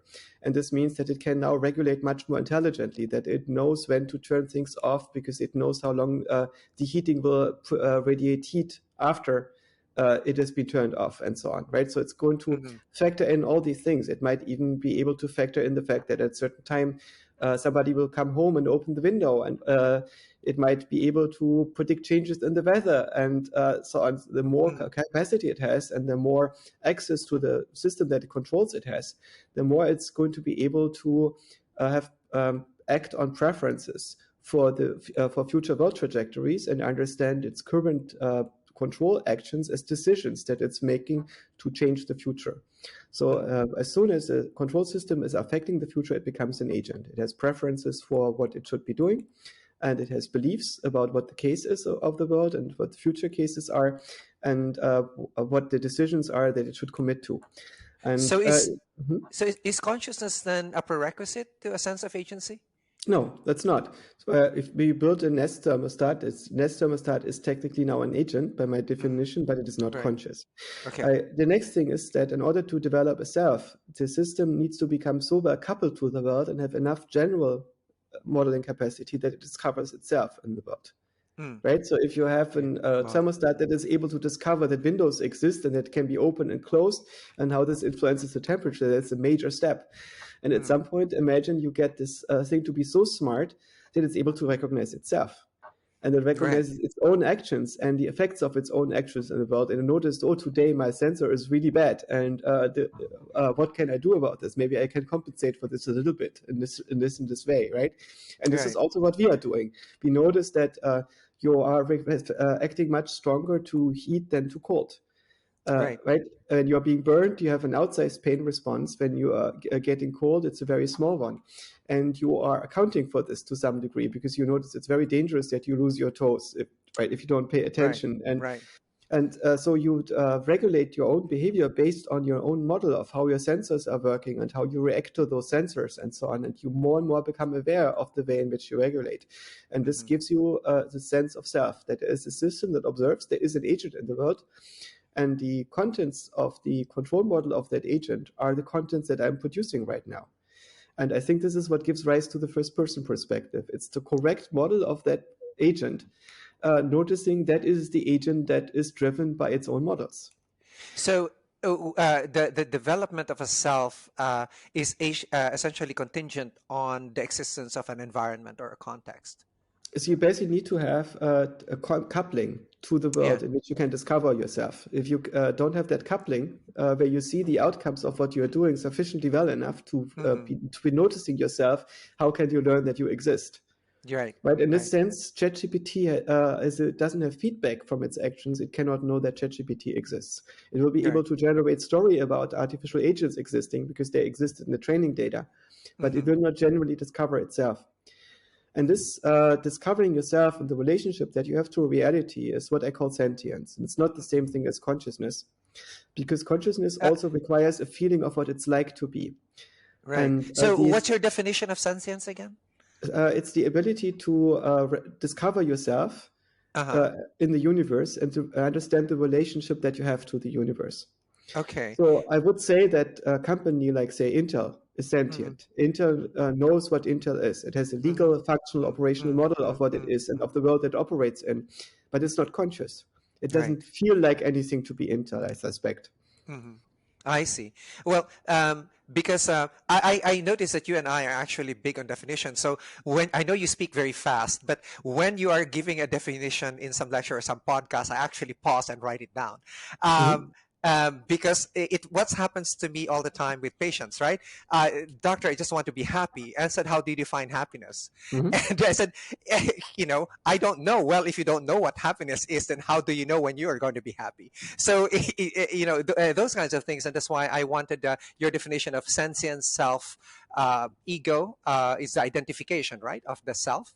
Mhm. If I'm correct there, um, and then there's consciousness, and then there's awareness, and there's attention, Mhm. and these are for me crucial to define.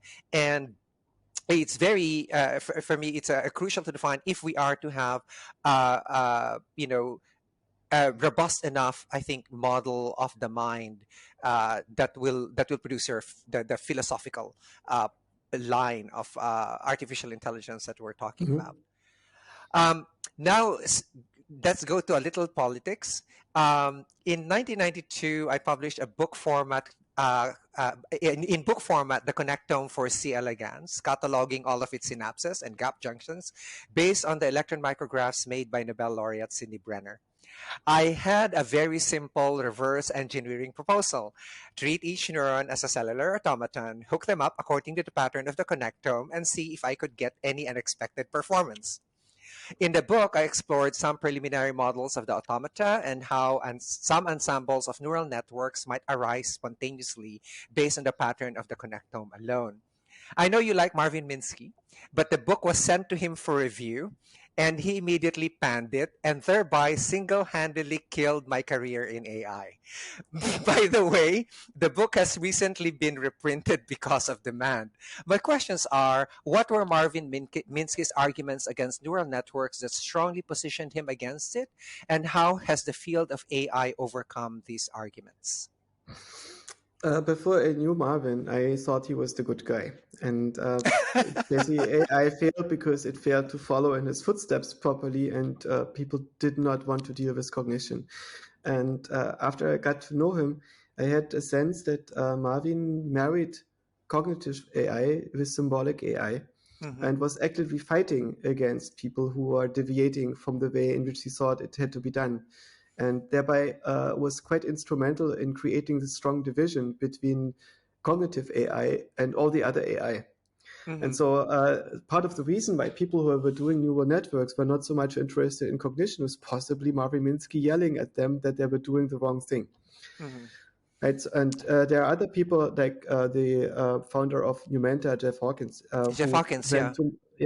who went to MIT and were rebuffed by Minsky. And I think there's a big tragedy if you have somebody who's clearly a genius, Hmm. but who is unwilling to integrate others And Hmm. of course, the fault is not the fault of the genius. Nobody is perfect. It's just Hmm. smarter people make more complicated mistakes. And like marrying the wrong people. I'm sorry, that was a joke. could be. I think Marvin Minsky definitely married the right person. Gloria is amazing, but what happens is that if you have somebody is super smart and they have opinion with very good reasons for that opinion, it's much harder to refute that opinion if it's wrong Yeah, than when it yeah, comes from a stupid person, right? yeah. He was the god, and when I received the review, and it's just like, that's it. This is the end of my career in AI, and I went elsewhere. It's just like, okay. That this is 3 years of your life that you worked on. You were counting the worms, you were counting the electron micrographs, and so on. And in one fell swoop, it was like all gone. So Yeah, but the problem here is not with Minsky. I think it's with his fellow people who think that he is a god. yeah, Right? that's true. How can you make Minsky responsible for getting everything right? That would be a superhuman quest to be on. But of course, it would be nice if he would be self-aware and account for the fact that he has an outsized influence, even when his Yes. opinions might be unfounded. Yeah, that's it. He had an outsized influence in the field. Um, and now I would like to so now you know why I keep tabs on AI and consciousness even if I'm no longer in the field. And I still have I still do some programming every now and then, like But you've seen weekend. the attempts to get C. elegans to work in simulations since then. Have you followed those approaches? No, no, I haven't at They all. haven't been successful. Basically, people have a complete conic tone of C. elegans, and they implement it in computer simulations, and Yeah, it it's doesn't seem to work very well. no, my it was very naive, Yosha. I Mhm. was like in my late 20s, and I said, well, okay, I could do this. And I said, well, I have this connectome, right? And can I isolate the sub network that's responsible for feeding, for mating, for locomotion, and all these other networks that it has? Is there a network that will remain, that says, now I feed, now I mate, now I move? And I was mistaking that, if I did find that network, I was mistaking that for consciousness, Mhm. that it was actually a physical structure, a Mhm. physical network that was there. And what was inspiring about when I was, going through your work and etc. No, no, this is a virtual thing that's lying on top Mhm. of a physical substrate, and I really could not find it here. Right, Mhm. that controller is not in the physical structure itself, and as sort of like. I did not continue the simulation part because I realized my error there, but that was like the very naive way that I was thinking then. I mean, how else was I going to think about this stuff, right? This was 88. Well, No you one was could frame actually it. thinking with me. You can frame it as a hypothesis, and it's an important open-ended hypothesis. Is the control of the worm implemented in direct feedback loops in the Hmm. hardware? So basically, if you kill this neuron, does Hmm. the worm stop to feed and only stop to feed because the feedback Right. loop is affected by this and all the others are Hmm. not? Or is this a more general computational system that is computing an integrated function that sometimes Hmm. tends to feeding and sometimes to other attractors? So basically, are all these neurons contributing to complex attractor states that Right. coordinate the behavior, right? And Right. so you could make a space of hypotheses and then conduct experiments to get closer to answering these hypotheses. But there might be a deeper problem. Maybe the worm is not only computing with these neurons. Maybe the other cells around the neurons are also playing an important role. Right. Maybe this idea that there is a clear-cut boundary between neurons and all the other cells and only neurons compute, maybe this is the wrong hypothesis. That's true. These are the things that I know you would see now, right? Yeah. If I transported you back to that time, and knowing what you know now, I could have probably gone in a different direction, and we could probably have fought Minsky. Um, But it's still unsolved, right? The problem is not solved yet that no, you were no, it's trying to not. tackle, which is super No, interesting. yeah, and that's that has always been in my mind. Each time I go to this take a look at, oh, what's going on, etc. So And now maybe you can do it. yeah. Maybe you uh, could now take ChatGPT as your friend. And, let us help you to set up simulations, and you could try to run simulations of C. elegans and see at which point they become conscious. Why do you think? Why do you think I was already exploring now? It's like, okay, ChatGPT 4 is out. Let me see. you know, um, so let me relate it now to a clinical specialty that I started, and you see why I love networks, Yosha. In 2009, I pioneered a new clinical specialty called health optimization medicine, or HOME, for physicians, and health optimization practice, or HOPE, for non-physician healthcare practitioners.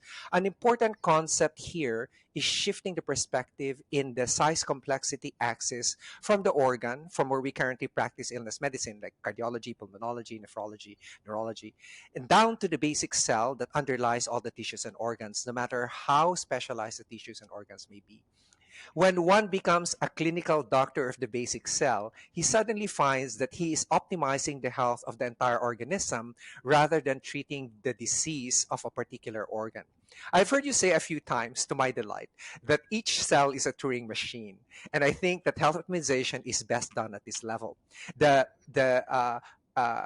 signals are actually metabolites, and that's why I use metabolomics in this specialty. Another important concept in health optimization medicine is that of the holobiont, where we regard the body as an ecosystem of cooperating and competing cells in the network. I was delighted in Michael Levin's work, who I've interviewed, in controlling the metastasis of a cancer cell using this concept. I'm also equally delighted that we can now view our gut bacteria. You have Mhm. 2.2 kilos of this. Um, Not as foreign to us, but as part of our network that we have to take care of. My Mhm. questions are, how do these concepts relate to artificial intelligence, and how do they inform the building of artificially intelligent machines? I suspect that at the moment, if you look at the dominant concepts in artificial intelligence, for instance, the artificial neural network, which is basically a way to produce weighted sums of real numbers with some Mm-hmm, nonlinearities thrown in to produce if-thens, and mm-hmm, the training with stochastic gradient descent, the backpropagation, and algorithms like the transformer and architectures like convolutional neural networks, there is very little similarity to biological systems and almost right. no inspiration by biological systems. Mm-hmm, And so I think that AI at the moment is somewhat disconnected from biology. And that is in part because neuroscience is not producing theories that can right, directly be simulated. right. And so there's a question why neuroscience is so atheoretical in nature. A very interesting aspect that I saw recently was that in the course of analyzing vision networks, Mm-hmm, neural networks that were producing models of computer vision that allow you to tell dogs apart from cats and so on, in yes. benchmarks like ImageNet, they looked at the individual features that these networks came up with, and they discovered a new feature category, which are high-low frequency detectors. It's basically Ah. a cell that it becomes starts to fire Mm-hmm, when it sees a boundary between something that is at a high frequency and an area of a low frequency. mm-hmm. Right, so it's basically like an edge, only you don't see the edge. What you Yeah, see right, is a right, difference in the frequency of the texture. right, right. And these high-low frequency detectors are often probably triggered when you have an object that's close to you, another one that is distant to you, So you, right? right, Right, but right. one is in focus and The other one is out maybe of focus. close, Yeah, and the other out of focus, and yeah. as a result, you have this difference. And Wow, then they that's interesting. discovered a similar thing in biology. So they have been first discovered in the artificial neural networks and then in Mm-hmm. biology. So it's interesting that you can go the other way around. The other way, yeah, yeah. Yeah. Well, in fact, Yosha, much of my inspiration of developing this clinical specialty actually came from my experience with neural networks, because each time that I would argue, because one of the biggest mistakes that we have done, for example, when you're trying to balance hormones, right? Hormone balancing has been touted as a way to do anti-aging medicine, for example. It's an Mhm. old technique, and one of the initial mistakes that we made was just giving testosterone alone, or just giving estrogen, and pretty soon we were giving cancers and so on. And I said, that's actually wrong. When you take a look, there these things are, analog messaging systems. Mhm. They're in the bloodstream, and they are communicating with each other. So they're in a network. So if you touch one, everything else will move. And it Mhm. seems to be a very doctors seem to be recalcitrant in thinking about networks when they're actually working with the networks all the time, right? Yes. And when I tried to recruit and one endocrinologist say here, why don't you practice this with me? He said, you know what he said? It's very funny. He said, I said, I leave you to think about a lot of those things. I just want to deal with the thyroid. So, so it's that kind of attitude that's makes me sad, right?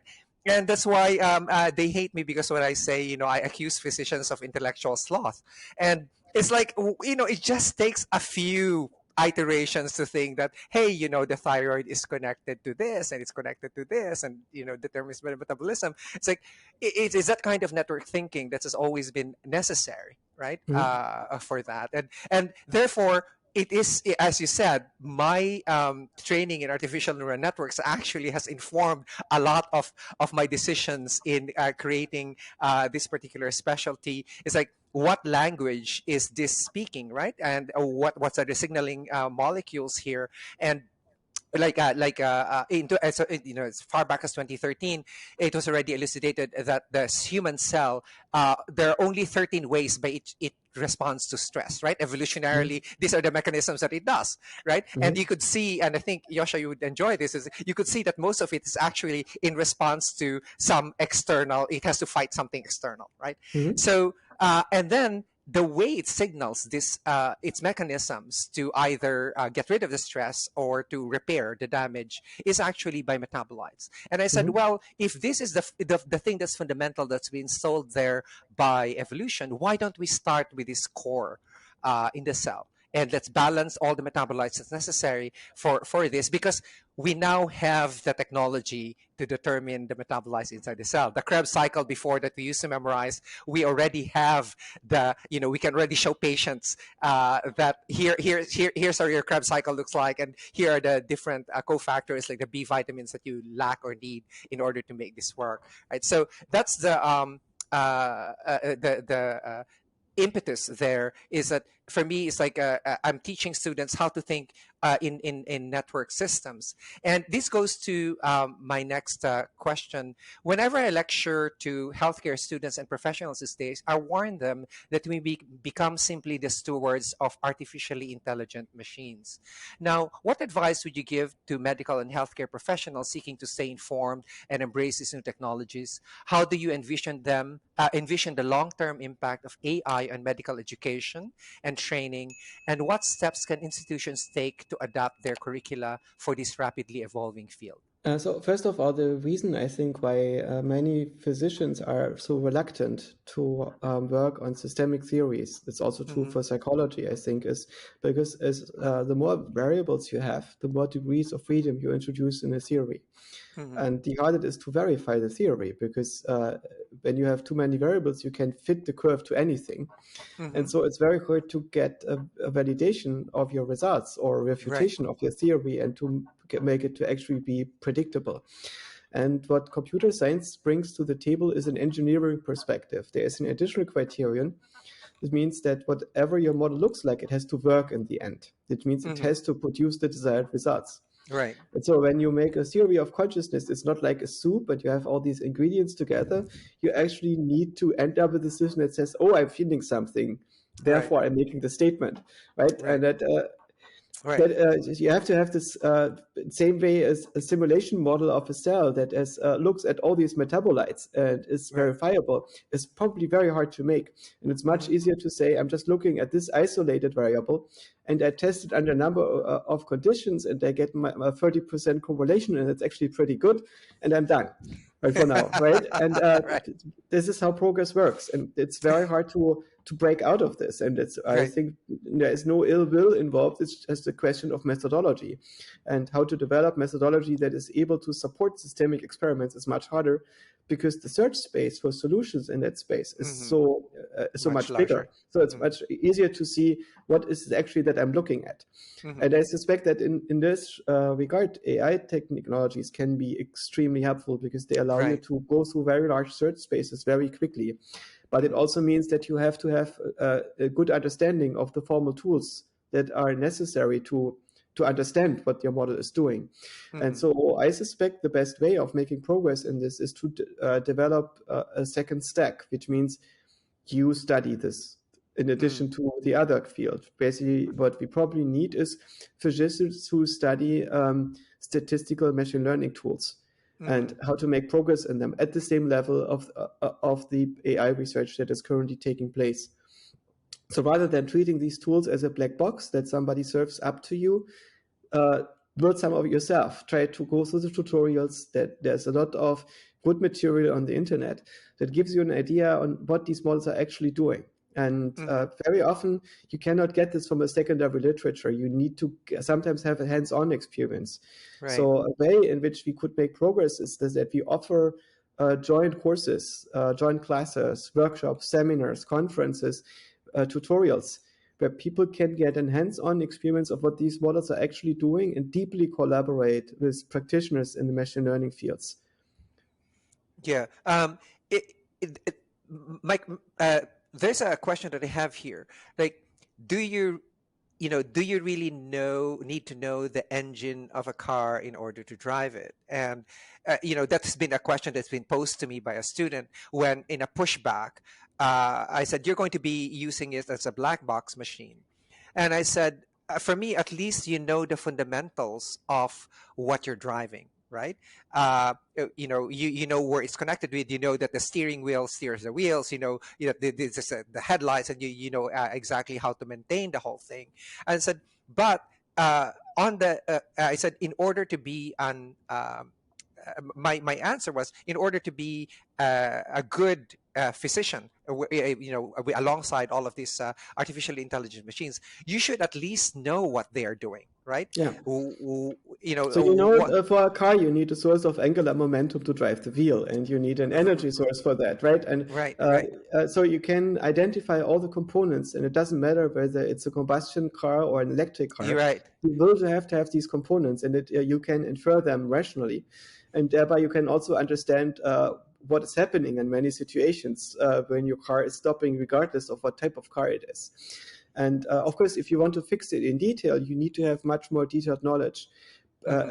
And when you work with machine learning systems, I think it's crucial to understand that these are statistical tools. Hmm. And I think it's important to understand what statistical tools are doing and how they are making abstractions, or what the limitations of these abstractions could be. Right. So I was, reading about, we're building AI machines, especially in medicine, that are very goal directed. And I was saying, is it possible to build machines in medicine that are process directed instead? Right, to become aware of the process as it's being done. Like, for example, if you're going to do like remote like telesurgery or something like that, and you're going to use an AI because there is no surgeon available, and etc. And I was looking at, well, is it possible to have a process directed rather than goal directed AI? So you could actually, at each step, it's actually aware of what it's doing. Um, Yosha, just in terms of history here, I was part of the team who naively thought that we could do telesurgery. There was a pig in the West Coast. Here in the East Coast, there was a machine that actually transmitted into the coarse internet before that. Where the surgeon was actually doing the surgery on the pig, and there was a nurse on the other side. And when the surgeon tried to wipe the screen, I said, well, okay, we're good here. We know that. And that's where I helped, Sound Microsystems build the tuple spaces where you could store, just in case the internet service went down, there was a space where you could actually put it. And when I said, when I was looking at what is cloud computing again, and it's, oh my God, that's when they started before this whole tuple space computing, right?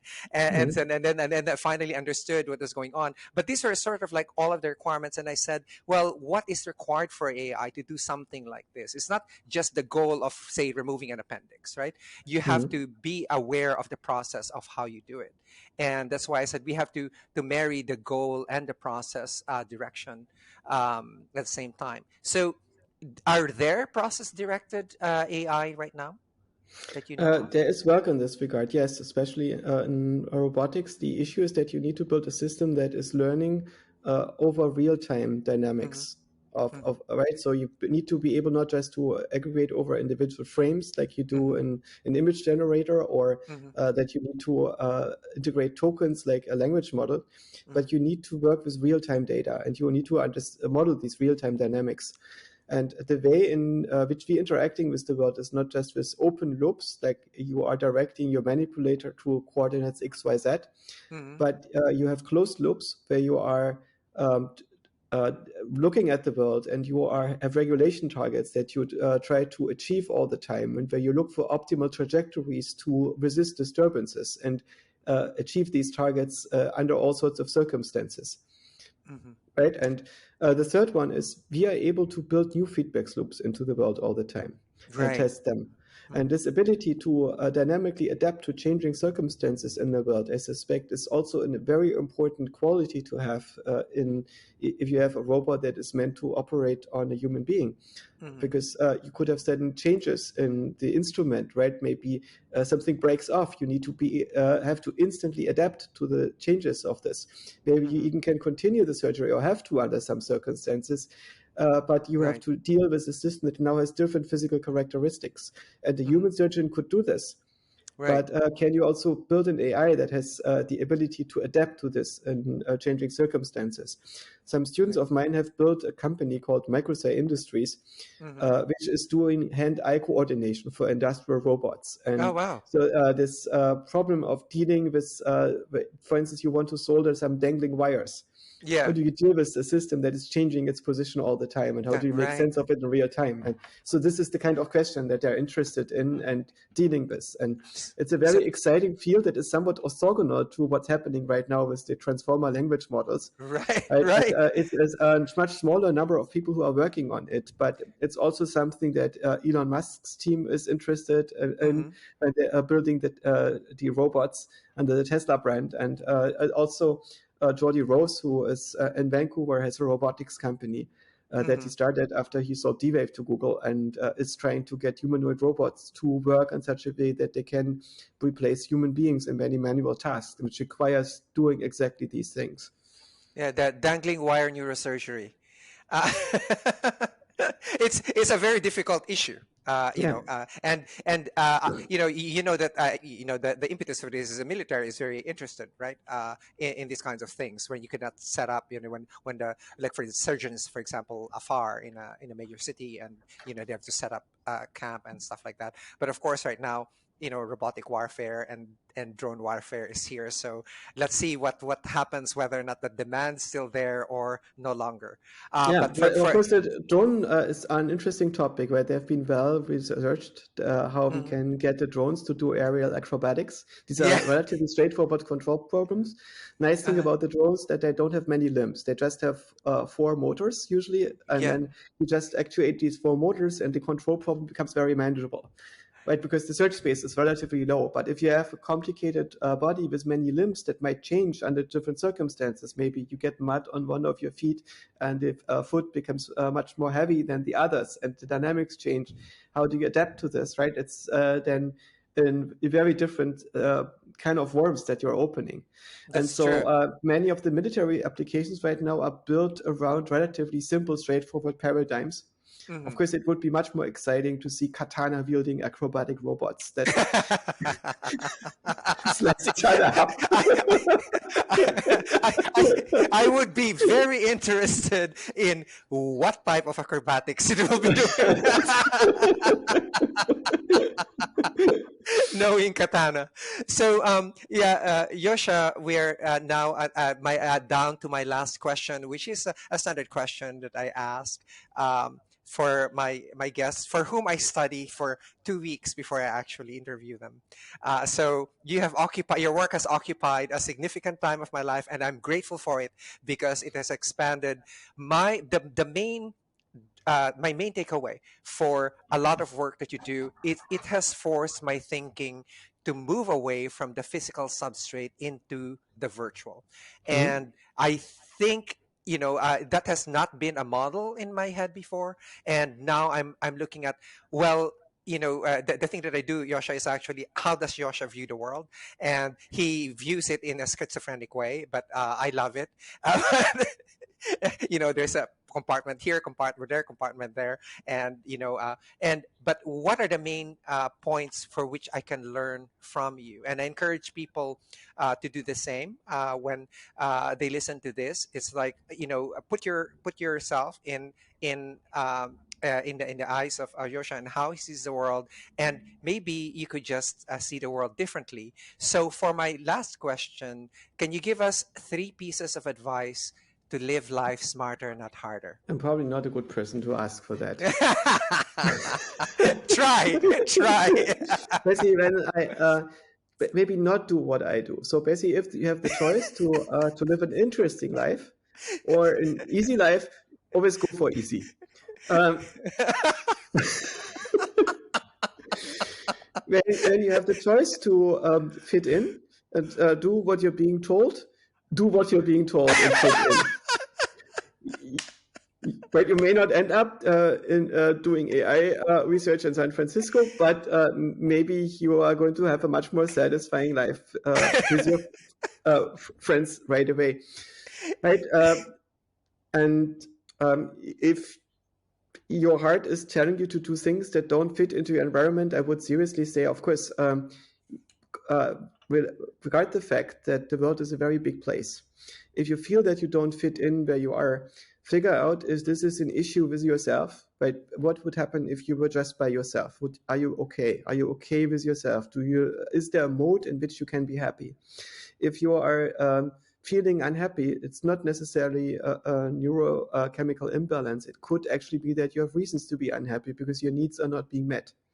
Yes. And when you feel that your needs are not being met, it often, as a side effect, you feel very disempowered and weak. And this makes it much, much harder to change the circumstances that you are in. Unfortunately, you get more powerful, not in regard to the suffering that you experience, but when you feel better, you tend to have more ability to change things and take charge of your life. But the need to take charge of your life and to change things, of course, is much higher when you are actually suffering. So when you feel that you don't fit in, it's often necessary to find a way to get this impulse to go to the next big city or to go to a place where there are people that are more like you and that allow you to do the things that you're doing. We don't live in a world that is very constrained. There are important privileges that really exist that determine outcomes. The most important privilege, I think, is mental health, followed by physical health. These are super important privileges, and they're, I guess, more important than the others that we are having. And while we are having them, we typically don't even notice that we are having them.